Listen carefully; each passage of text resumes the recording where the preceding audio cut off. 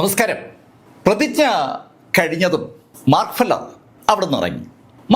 മാർക്കിന്റെ ലോഡ്ജിൽ മടങ്ങിയെത്തി. അവിടേക്കുള്ള ആ യാത്രക്കിടയിൽ മാർക്കിന്റെ മനസ്സിൽ കടന്നു വന്നത് ആ കാങ്ങിനൊപ്പം ഉണ്ടായിരുന്ന ആളുകളാണ്. ശരിക്കും അതിശക്തരായ ഒരു കൂട്ടം ആളുകളുടെ സാന്നിധ്യം മാർക്ക് അവിടെ കണ്ടിരുന്നു. അതിൽ ഒരാളെ മാർക്ക് നേരത്തെ കണ്ടിട്ടുള്ളതാണ്.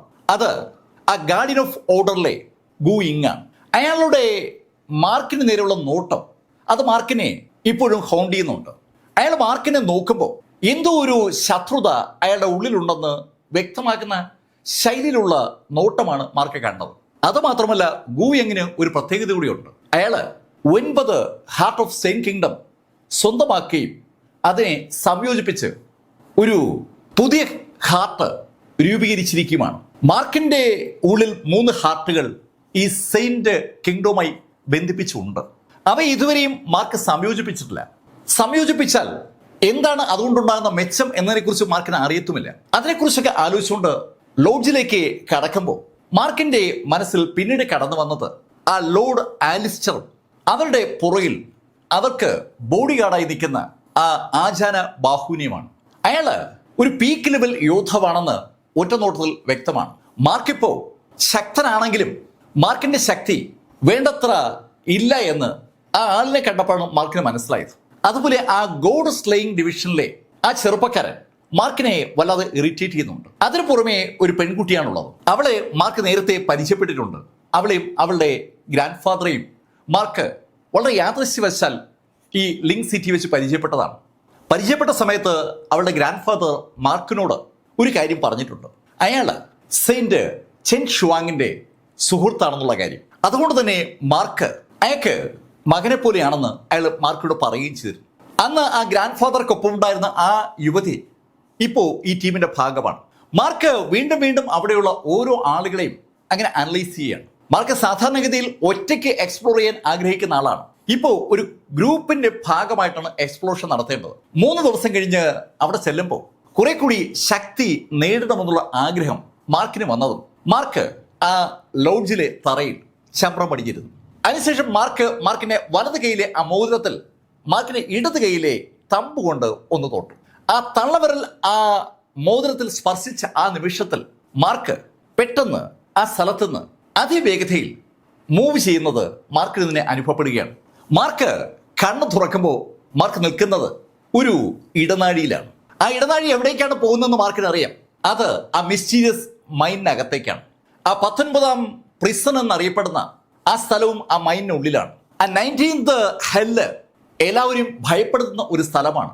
ആ 19th ഹെല്ലിൽ നിന്നാണ് മാർക്ക് യഥാർത്ഥത്തിൽ ആ മോതിരം സംഘടിപ്പിച്ചെടുത്തത്. അന്ന് ആ 19th ഹെല്ലിനകത്ത് ആളുകളെ റെസ്ട്രിക്ട് ചെയ്തിരുന്ന ആ ബുദ്ധ സന്യാസിയുടെ രൂപത്തിലുള്ള ആളുടെ കയ്യിൽ നിന്ന് വളരെ യാദൃശ്യവശാലാണ് ആ മോതിരം മാർക്കിന് കിട്ടിയത്.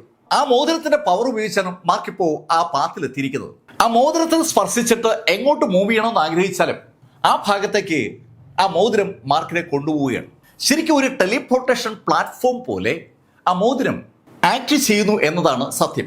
മാർക്ക് ആ പാത്തിൽ എത്തിയത് ആ 8 ട്രയഗ്രാംസിന്റെ ആ സാന്നിധ്യം ഉണ്ടോ എന്ന് നോക്കാനാണ്. മാർക്കിനെ അറ്റാക്ക് ചെയ്ത ആ ഗാർഡിയൻ ഓഫ് ഓർഡേഴ്സിന്റെ ഭാഗമായ ആ 8 അതിശക്തർ 8 ത്രികോണങ്ങൾ സൃഷ്ടിച്ച് മാർക്കിന് ചുറ്റും അതിശക്തമായ ഒരു അറ്റാക്കിംഗ് ഫോർമേഷൻ ഉണ്ടാക്കിയിരുന്നു. ആ അറ്റാക്കിംഗ് ഫോർമേഷനും വൻ പവറായിരുന്നു. മാർക്ക് അന്ന് ആ ഫോർമേഷനകത്ത് നിന്ന് രക്ഷപ്പെട്ടത് മാർക്കിന്റെ ഉള്ളിൽ കയറിക്കൂടിയിരിക്കുന്ന ആ ഡിവൈൻ സെൻസിന്റെ ശക്തി ഉപയോഗിച്ചാണ്. ആ ഡിവൈൻ സെൻസിന്റെ ആ ശക്തി മാർക്കിനെ തെല്ലുന്നുമല്ല സഹായിക്കുന്നത്. മാർക്ക് ഇപ്പോൾ ഇവിടെ വന്നിരിക്കുന്നതിന്റെ ഉദ്ദേശം ആ 8 ത്രികോണങ്ങളും സൃഷ്ടിച്ചിരിക്കുന്ന ശക്തിയെ ഒന്ന് അബ്സോർബ് ചെയ്യാനാണ്. ആ റിങ്ങും മാർക്കിന്റെ ഉള്ളിലെ ആ നൈറ്റ് എനർജിയും മാർക്കിന്റെ ആ ഹാർട്ടുകളും ഒക്കെ ഒന്ന് കാര്യമായി ഉപയോഗിച്ചാൽ മാർക്കിന് ആ ശക്തി അബ്സോർബ് ചെയ്യാൻ കഴിയുമെന്നൊരു തോന്നൽ മാർക്കിന് ഉണ്ടായത് കൊണ്ടാണ് മാർക്ക് അവിടേക്ക് വന്നത്. മാർക്ക് അവിടെ ശമ്പളം പഠിച്ചിരുന്നു. മാർക്ക് പതുക്കെ അവിടെയുള്ള എനർജി ഫ്ലക്ച്വേഷൻസ് ഒക്കെ അനലൈസ് ചെയ്ത് തുടങ്ങി. ആ എനർജി ഫ്ലക്ച്വേഷൻസിന്റെ നിന്ന് മാർക്ക് കൃത്യമായിട്ടും ആ 8 ത്രികോണങ്ങൾ സൃഷ്ടിച്ചിരിക്കുന്ന എനർജി ഐഡന്റിഫൈ ചെയ്തു. ആ എനർജി ഐഡന്റിഫൈ ചെയ്തതും മാർക്ക് അതിനെ അബ്സോർവ് ചെയ്ത് തുടങ്ങി. അബ്സോർഷൻ ടെക്നിക്ക് മാർക്കിന് പല വിധത്തിലുണ്ട്. മാർക്കിന്റെ പിതാവ് പഠിപ്പിച്ച അബ്സോർഷൻ ടെക്നിക്കും അതുപോലെ ആ മാസ്കോച്ചസ്ട്രിയുടെ അബ്സോർപ്ഷൻ ടെക്നിക്കൊക്കെ മാർക്കിന്റെ കയ്യിലുണ്ട്. അതുകൊണ്ട് തന്നെ എനർജി അബ്സോർവ് ചെയ്യാൻ മാർക്കിന് ഏത് സാഹചര്യത്തിലും പറ്റും. മാർക്കിന്റെ ഉള്ളിൽ ഇപ്പോൾ ഒത്തിരിയേറെ സെയിന്റ് എനർജിയും ഹോളി എനർജിയൊക്കെ ഉണ്ട്. ആ കൂട്ടത്തിലേക്ക് മാർക്ക് ആ ത്രികോണങ്ങളുടെ പവറിനെ പതുക്കെ പതുക്കെ വലിച്ചു തുടങ്ങി. ശരിക്കും മാർക്ക് അബ്സോർവ് ചെയ്യുന്ന ആ എനർജിയാണ്. പക്ഷേ ഓട്ടോമാറ്റിക്കായിട്ട് മാർക്കിന്റെ ഉള്ളിലേക്ക് ആ ത്രികോണങ്ങൾ സൃഷ്ടിച്ച പവറാണ് കയറുന്നത്. ആ അബ്സോർപ്ഷൻ മാർക്ക് എത്ര നേരം തുടർന്നു എന്ന് മാർക്കിന് അറിയില്ല. മാർക്കിന്റെ ബോഡിയിൽ ഒരു സാച്ചുറേഷൻ ഫീൽ ചെയ്തപ്പോൾ മാർക്ക് എണീറ്റു. മാർക്ക് എണീറ്റ നിമിഷത്തിൽ കൈ രണ്ടും വെറുതെ വിടർത്തുമ്പോൾ മാർക്കിന് തന്റെ പവർ ഒരുപാട് കൂടിയതുപോലെ ഫീൽ ചെയ്യുന്നുണ്ട്. ശരിക്കും മാർക്ക് ഒരു ബ്രേക്ക് ത്രൂ നേടിയതുപോലെ ഒരു ഫീൽ. എന്തായാലും ലോഡ്ജ് മുറിയിലേക്ക് മടങ്ങിയെത്തുമ്പോൾ മാർക്ക് ആ കാര്യം തിരിച്ചറിഞ്ഞു. 3 ദിവസം ആയിരിക്കുന്നു. മാർക്ക് ഉടൻ തന്നെ ആ ഓൾഡ് മാസ്റ്റർ കാങ്ങിന്റെ വസതിയിലെത്തി. മാർക്ക് അവിടെ എത്തുമ്പോൾ ബാക്കിയുള്ള ആളുകളൊക്കെ അവിടെ ഉണ്ട്. മാർക്കിനെ കണ്ടതും കാങ് മാർക്കിന്റെ അടുത്തേക്ക് വന്ന് മാർക്കിനെ സൂക്ഷിച്ചു നോക്കി. മാർക്ക്, നിന്റെ പവർ വീണ്ടും കൂടിയിരിക്കുകയാണല്ലോ. കഴിഞ്ഞ പ്രാവശ്യം ഞാൻ നിന്നെ കാണുമ്പോൾ ഉള്ളതിനേക്കാൾ ശക്തി നിനക്കിപ്പോൾ ഉണ്ട്. നീ ഇപ്പോൾ ഡാവോ 9th ലെവലിലെ ഏറ്റവും ഔന്നത്യത്തിലാണല്ലോ. മാർക്ക്, ഇവിടെ നീ ബ്രേക്ക് ചെയ്താൽ നീ ശരിക്കും 10th ലെവലിലേക്ക് കടക്കും. 10th മുതലുള്ള ലെവലുകൾ ഈ ഡാവോ ലെവലിലെ മറ്റൊരു ഘട്ടമാണ്. എല്ലാവരും ഈ കാര്യം മാർക്കിനോട് പറയാറുണ്ട്. 9 ലെവൽ വരെ എത്തുന്ന ആളുകൾക്ക് 9 ബ്രേക്ക് ചെയ്താൽ എത്താൻ കഴിയുന്നത് പീക്ക് ലെവലിലേക്കാണ്. ആ പീക്ക് ലെവലിൽ സ്റ്റാർട്ട് ചെയ്യുന്നത് 10th ലെവലിൽ നിന്നാണ്. 10th ലെവൽ മുതൽ 15th ലെവൽ വരെ പീക്ക് ലെവൽ എന്നാണ് വിളിക്കുക. പക്ഷെ ആ പീക്ക് ലെവലിലെ ഓരോ ലെവലും തമ്മിൽ വൻതോതിൽ വ്യത്യാസമുണ്ട്. ആ പീക്ക് ലെവലിലേക്ക് കടക്കാൻ കഴിയാത്ത ആളുകൾ ഒരുപാടുണ്ട്. മാർക്കിനോട് സംസാരിക്കുന്ന ഓൾഡ് മാസ്റ്റർ കാങ് മാർക്കിനോട് അതാ സൂചിപ്പിക്കുന്നത്. മാർക്ക്, എന്തായാലും നീ കൂടെ ഉള്ളത് നന്നായി. അങ്ങനെ അവരെ സംസാരിക്കുമ്പോഴേക്കും എല്ലാവരും റെഡിയായി കഴിഞ്ഞു. എല്ലാവരും റെഡിയായി കഴിഞ്ഞതും കാങ് എല്ലാവരോടായി പറഞ്ഞു, ഈ ടോംബ് ഓഫ് ഹെവൻലി സിൻസ് ഞാൻ നേരത്തെ സൂചിപ്പിച്ചതുപോലെ ഒരു പ്രതികാരത്തിന്റെ ഭാഗമായി ഉണ്ടായതാണ്. സെയിന്റുകളും ഇമ്മോർട്ടൽ ചക്രവർത്തിമാരും അതുപോലെ മറ്റ് ലോവർ ലെവലുകളിലെ ശക്തരായ യോദ്ധാക്കളും ഒക്കെ ചേർന്ന് പാത്ത് ഓഫ് ഹെവനെ അറ്റാക്ക് ചെയ്തത് വലിയ പ്രതീക്ഷയോടുകൂടിയാണ്. പക്ഷെ ആ അറ്റാക്കിനെ തടഞ്ഞത് പാത്ത് ഓഫ് ഹെവന് വേണ്ടി ഗാർഡിയൻസ് ആണ്. ഗാർഡിയൻസിനെ ആ സമയത്ത് ഈ അറ്റാക്കിന്റെ ഭാഗമായി നിന്ന ചില ആളുകൾ സഹായിച്ചിട്ടുണ്ട്. അവരെയാണ് പാവികളെന്ന് വിളിക്കുക. ആ പാവികളുടെ അനന്തര തലമുറയാണ് യഥാർത്ഥത്തിൽ ഈ tomb of heavenly since target ചെയ്യുന്നത്. അന്ന് ആ യുദ്ധത്തെ പരാജയപ്പെടുത്താൻ ശ്രമിച്ച ആളുകളുടെ സന്തതി പരമ്പരകളെ ലക്ഷ്യമിടുന്ന ബാക്കിയുള്ള ആളുകൾ ഒന്നിച്ചു ചേർന്ന് രൂപീകരിച്ചതാണ് അതിശക്തമായ ഈ ശവകുടീരം. ശരിക്കും അതിനകത്ത് ഡെഡ് ബോഡിയൊന്നുമില്ല. അതൊരു മിസ്റ്റീരിയസ് ആയിട്ടുള്ള ആർട്ടിഫാക്റ്റ് ആണ്. ആ ആർട്ടിഫാക്റ്റ് ഇരിക്കുന്ന സ്ഥലത്തേക്ക് കടക്കാൻ നമ്മളെ സഹായിക്കുന്നത് നമ്മുടെ ബോഡിയിലുള്ള ഈ സ്റ്റാറുകളാണ്. ഒരു സ്റ്റാറുള്ള ആളിന് എത്താൻ കഴിയുക ആ ഫസ്റ്റ് ലെവലിലേക്കാണ്. 2 സ്റ്റാർ ഉണ്ടെങ്കിൽ 2nd ലെവലിലേക്ക്, 3rd സ്റ്റാർ ഉണ്ടെങ്കിൽ 3rd ലെവലിലേക്ക്. 3rd ലെവൽ വരെ ആണ് ആളുകൾ ഇതിനു മുമ്പ് പോയിട്ടുള്ളത്. ഇവിടെ 4th ലെവലിലെ സ്റ്റാർ ഉള്ളത് മാർക്കിന്റെ പുറത്ത് മാത്രമാണ്. മാർക്ക്, നിന്റെ ബോഡിയിൽ 4th ലെവൽ സ്റ്റാർ ഉണ്ടെന്ന് പറഞ്ഞാൽ അതിന്റെ അർത്ഥം ആദ്യത്തെ 3 ലെവലും നീ അനായാസമായി കടന്നു പോകുമെന്നല്ല. എപ്പോൾ വേണമെങ്കിലും നീ ഉൾപ്പെടെ ആരും കൊല്ലപ്പെടാം. അത്ര ശക്തമാണ് ഹെവൻലി സിൻസിന്റെ അറ്റാക്ക് എന്ന് പറയുന്നത്. പിന്നെ മാർക്ക്, നമ്മൾ മാത്രമല്ല ഈ ടോംബ് എക്സ്പ്ലോർ ചെയ്യാൻ പോകുന്നത്, വേറെയും ആളുകൾ ഉണ്ടാവും. ഇനി ഞാൻ കൂടുതൽ സംസാരിക്കുന്നില്ല. നമ്മൾ ഒരുമിച്ച് നിന്നാൽ നമുക്ക് പലതും നേടാൻ പറ്റും. കഴിഞ്ഞ കാലങ്ങളിൽ ഇതിനു മുമ്പ് 2 തവണ ഈ മാന്ത്രിക കല്ലറ പ്രത്യക്ഷപ്പെട്ടതായി എനിക്കറിയാം. അവസാനം പ്രത്യക്ഷപ്പെട്ട സമയത്ത് ആ കല്ലറ അറ്റാക്ക് ചെയ്ത് എക്സ്പ്ലോർ ചെയ്യാൻ ശ്രമിച്ച ആളുകളുടെ കൂട്ടത്തിൽ ഉണ്ടായിരുന്ന 3 ആളുകൾ ഇപ്പോൾ ഈ സെയിന്റ് കിങ്ഡത്തിലെ അതിശക്തരാണ്. ആ ഫാർമറും ആ ഫിഷർമാനും പിന്നെ ആ കൾട്ടിവേറ്ററും ഒക്കെ അതിന്റെ ഭാഗമാണ്. അവർ 3 പേരും ബ്രദേഴ്സുമാണ്.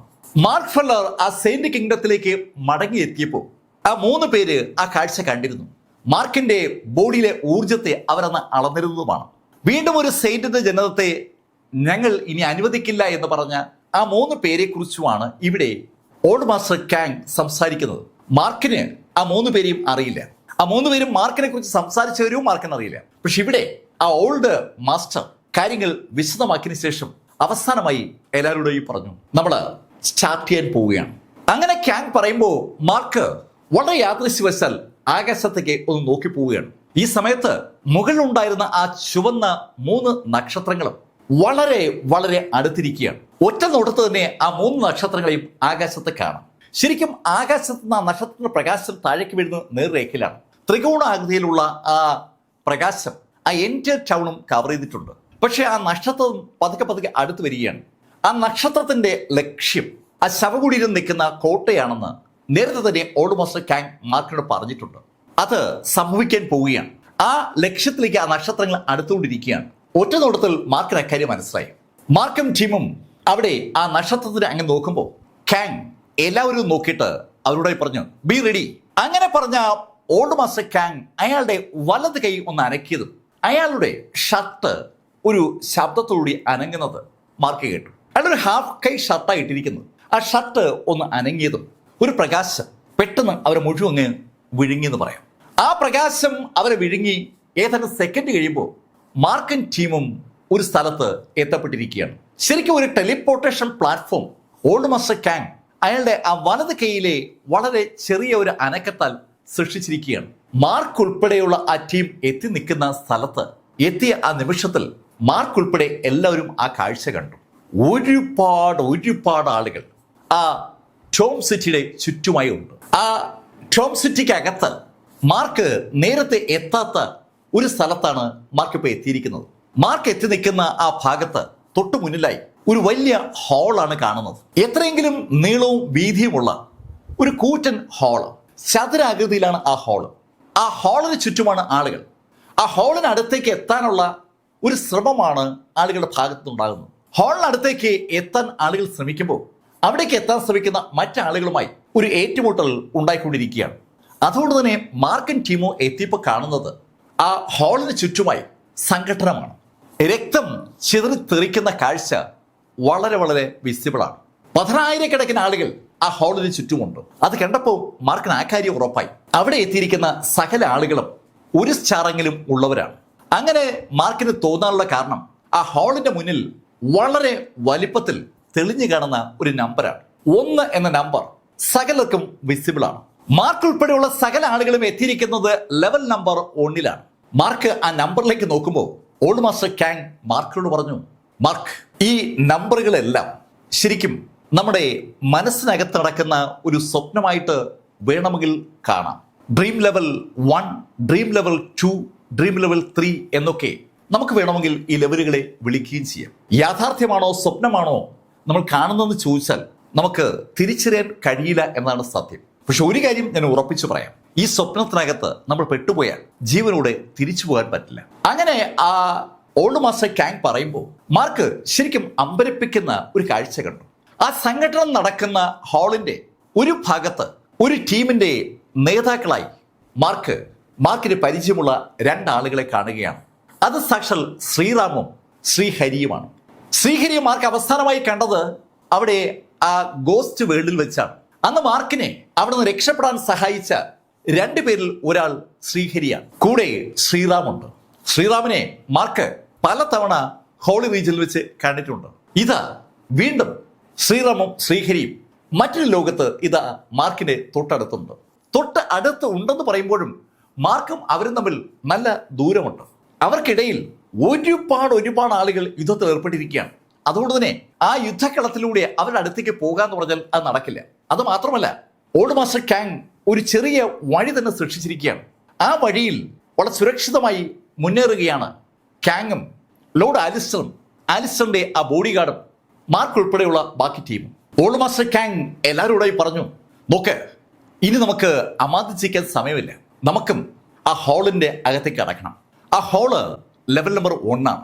അവിടെ എത്തിയാലേ നമുക്ക് ലെവൽ നമ്പർ 2-ലേക്ക് പോകാൻ പറ്റും. അപ്പോഴാണ് മാർക്കിനെ കാര്യം മനസ്സിലായത്. എന്തിനാണ് ആളുകൾ ആ ഹാളിനടുത്തേക്ക് നീങ്ങാൻ ശ്രമിക്കുന്നതിന്റെ ഉത്തരം ഇപ്പൊ കിട്ടി. അത് മനസ്സിലായതും മാർക്ക് അവർക്കൊപ്പം പതുക്കെ മൂവ് ചെയ്ത് തുടങ്ങി. സകല ആളുകളും ആ ഹാളിനടുത്തേക്ക് മൂവ് ചെയ്യാൻ ശ്രമിക്കുമ്പോൾ ആളുകൾ തമ്മിലുള്ള സംഘടനം അങ്ങനെ വർദ്ധിച്ചു വരികയാണ്. അതിശക്തമായ സംഘടനമാണ് നടക്കുന്നതെന്ന് പറയാം. ആ സംഘടനം അങ്ങനെ നടന്നു വരുമ്പോൾ മാർക്കും ടീമും പതുക്കെ മുന്നേറുകയാണ്. ഇരുഭാഗത്തുമായി ഇഷ്ടംപോലെ ആളുകൾ ചോര ചിതറി താഴേക്ക് വീഴുന്നുണ്ട്. പലതരത്തിലുള്ള മാന്ത്രിക ആയുധങ്ങളും അവിടെ പരസ്പരം ഉപയോഗിക്കുകയാണ്. ആ ഹാളിനടുത്ത് എത്തുക എന്നുള്ളത് അവരുടെ ജീവിതത്തിന്റെ ലക്ഷ്യമാണെന്ന് ആ പൊരിഞ്ഞ ഫൈറ്റ് കാണുന്ന ആർക്ക് മനസ്സിലാവും. മാർക്ക് പെട്ടെന്ന് ആലോചിച്ചു മറ്റൊരു കാര്യമാണ്, ഇവർ പരസ്പരം ഫൈറ്റ് ചെയ്യാതെ അവർക്കങ്ങ് ആ ഹാളിനടുത്തേക്ക് മൂവ് ചെയ്ത പോരെ.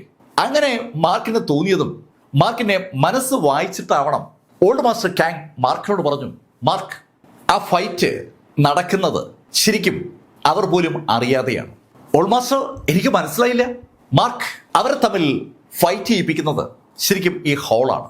അങ്ങനെ മാർക്കിനോട് ഓൾഡ് മാസ്റ്റർ കാങ് പറഞ്ഞ ആ നിമിഷത്തിൽ അനവധി യോദ്ധാക്കൾ മാർക്കിന്റെയും ടീമിന്റെ നേരെ പാഞ്ഞു വന്നു. ആ ടീം മാർക്കിനെയും ടീമിനെയും ആക്രമിച്ച ആ നിമിഷത്തിൽ മാർക്കിന്റെ ഉള്ളിൽ ഒരു ചിന്ത മാത്രമാണുള്ളത്, അവരെ തിരിച്ച് അറ്റാക്ക് ചെയ്യുക. അവരോട് കാര്യം പറഞ്ഞ് ശരിയാക്കാമെന്ന് മാർക്ക് ആദ്യം കരുതുമ്പോഴേക്കും പെട്ടെന്ന് മാർക്കിന്റെ മനസ്സങ്ങ് മാറുകയാണ്. അവിടെ മാർക്കിന്റെ ഉൾപ്പെടെ സകലരുടെയും മനസ്സിനെ ആരോ കൺട്രോൾ ചെയ്യുന്നു വ്യക്തമാകുന്ന ശൈലിയിൽ ഒരൊറ്റ ചിന്ത, ഒരൊറ്റ ആക്ഷൻ, അതിലേക്ക് ആ എൻ്റെ ടീമും കടന്നു. ശരിക്കും അതീവ ശക്തമായ ഒരു ഫൈറ്റ് തന്നെ അവിടെ നടന്നു. പക്ഷേ ഈ കാങ്ങിന്റെയും ടീമിന്റെയും അതിശക്തമായ കപ്പാസിറ്റിക്ക് മുന്നിൽ ആക്രമിച്ച ആളുകൾക്ക് പിടിച്ചിരിക്കാൻ പറ്റില്ല. അവര് എല്ലാവരും കൊല്ലപ്പെട്ടതും നമ്മുടെ ടീം കുറെ കൂടി മുന്നേറി കഴിഞ്ഞു. മാർക്ക് ഇപ്പോൾ ഒരു കാര്യം ശ്രദ്ധിച്ചു. ഈ സംഘടന നടക്കുന്ന സമയത്ത് ആ സംഘടനത്തിൽ ഭാഗമാക്കാത്ത രണ്ടാളുകളെ ആ ടീമിലുള്ളൂ. അത് ലോർഡ് ആലിസ്റ്ററും ലോർഡ് ആലിസ്റ്ററുടെ ആ ബോഡി ഗാർഡുമാണ്. ബോഡി ഗാർഡ് ആലിസ്റ്ററിന്റെ തൊട്ടടുത്ത് നിന്ന് നിൽക്കുകയാണ്. ആലിസ്റ്റർ ഈ കാര്യങ്ങളിലൊന്നും തനിക്കൊരു പങ്കുമില്ല എന്ന് കരുതി അങ്ങനെ വെറുതെ നിൽക്കുകയാണ്. ഒരു വല്ലാത്ത മുഖഭാവമാണ് ആ സുന്ദരിയായ യുവതിക്കുള്ളത്. അവരുടെ ആ നിസ്സംഗ ഭാവവും ആരെയും കൂസാത്ത ആ മുഖഭാവവും മാർക്കിനെ തെല്ലൊന്നുമല്ല അമ്പരിപ്പിക്കുന്നത്. പക്ഷെ അതിനെക്കുറിച്ചൊന്നും കൂടുതൽ ആലോചിക്കാൻ സമയമില്ല എന്ന് പറയും പോലെ പെട്ടെന്ന് അവിടെ കാര്യങ്ങൾ ആകെ മാറി മറിയുകയാണ്. പെട്ടെന്നാണ് ആ ഹാളിന് ചുറ്റുമായി അതിശക്തമായ ഒരു പ്രഷർ സകല ആളുകൾക്കും അനുഭവപ്പെട്ടു തുടങ്ങിയത്. ആ പ്രഷർ അനുഭവപ്പെടുന്നത് ഒരു മൂടൽ മഞ്ഞിന്റെ രൂപത്തിലാണ്. എവിടെ നിന്ന് എപ്പോ എങ്ങനെ ആ മൂടൽ മഞ്ഞ് ആ ഹാളിന് ചുറ്റും വന്നു എന്ന് ചോദിച്ചാൽ ആർക്കും അറിയില്ല. ആ യുദ്ധത്തിനിടയിൽ മുഴുവൻ ആളുകളെയും മൂടൽ മഞ്ഞ് മൂടിയപ്പോഴാണ് ശരിക്കും ആളുകൾ അമ്പരന്ന് പോയത്. തൊട്ട് അടുത്ത് നിൽക്കുന്ന ആളെ പോലെ കാണാൻ കഴിയാത്ത ശൈലിയിൽ അവരെല്ലാവരും ആ മൂടൽ മഞ്ഞിനകത്തായിരിക്കുകയാണ്. ആ മഞ്ഞ് ഓരോരുത്തരെയും അങ്ങ് മൂടിയെന്ന് പറയാം. അപ്പോഴും അവർക്ക് ഒരു കാര്യം കേൾക്കാം: കരച്ചിലും ബഹളവും അട്ടഹാസവും വാളുകൾ കൂട്ടിമുട്ടുന്ന ശബ്ദവും മാന്ത്രിക ആയുധങ്ങളുടെ അതിശക്തമായ പ്രഹരമൊക്കെ കേൾക്കാം. പക്ഷെ ഒന്നും കാണാൻ വയ്യ. മാർക്ക് തന്റെ ആ മാജിക്കൽ കപ്പാസിറ്റി ആക്ടിവേറ്റ് ചെയ്തിരിക്കുകയാണ്, മാനിഫെസ്റ്റേഷൻ ഗേസ്.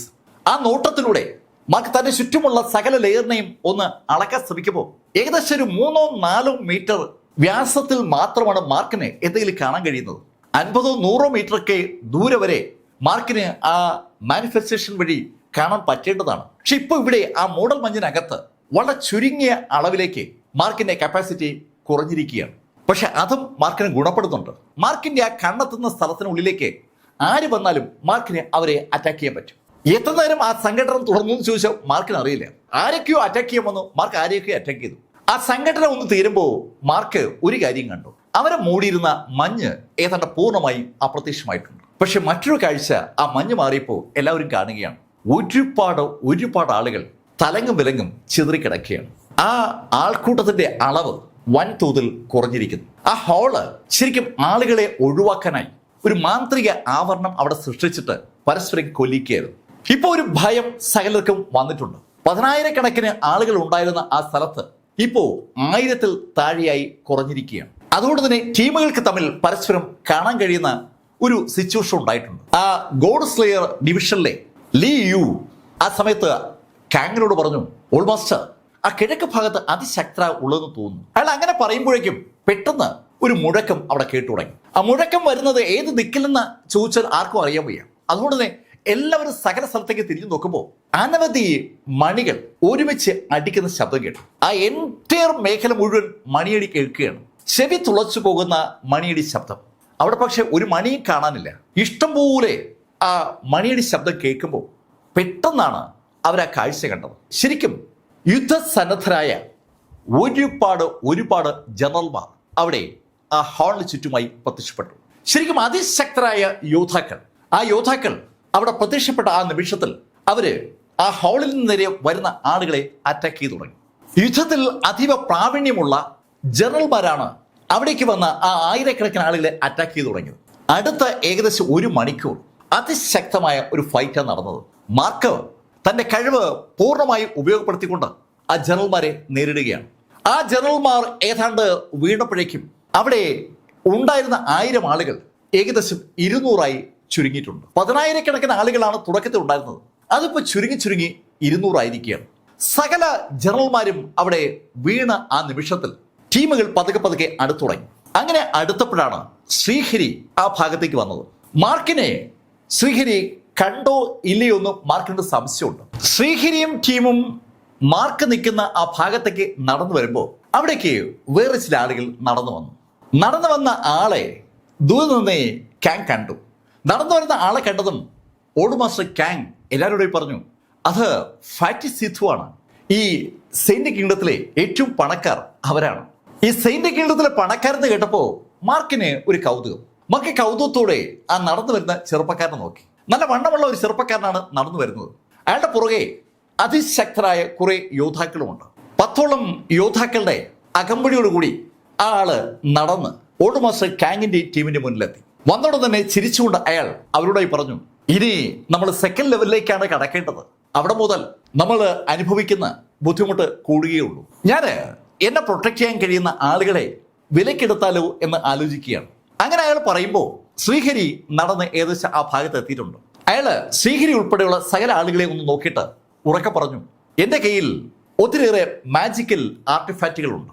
എന്നെ സപ്പോർട്ട് ചെയ്യാൻ നിങ്ങൾ തയ്യാറാണെങ്കിൽ ഞാൻ ആ മാജിക്കൽ ആർട്ടിഫാക്റ്റുകൾ നിങ്ങളുമായി ഷെയർ ചെയ്യും. അങ്ങനെ പറഞ്ഞ അയാളുടെ കൈ ഒന്ന് അനക്കിയതും ആ കയ്യിൽ ഒരു ചെറിയൊരു ചതുരാകൃതിയിലുള്ള ഒരു ഹാള് പ്രത്യക്ഷപ്പെട്ടു.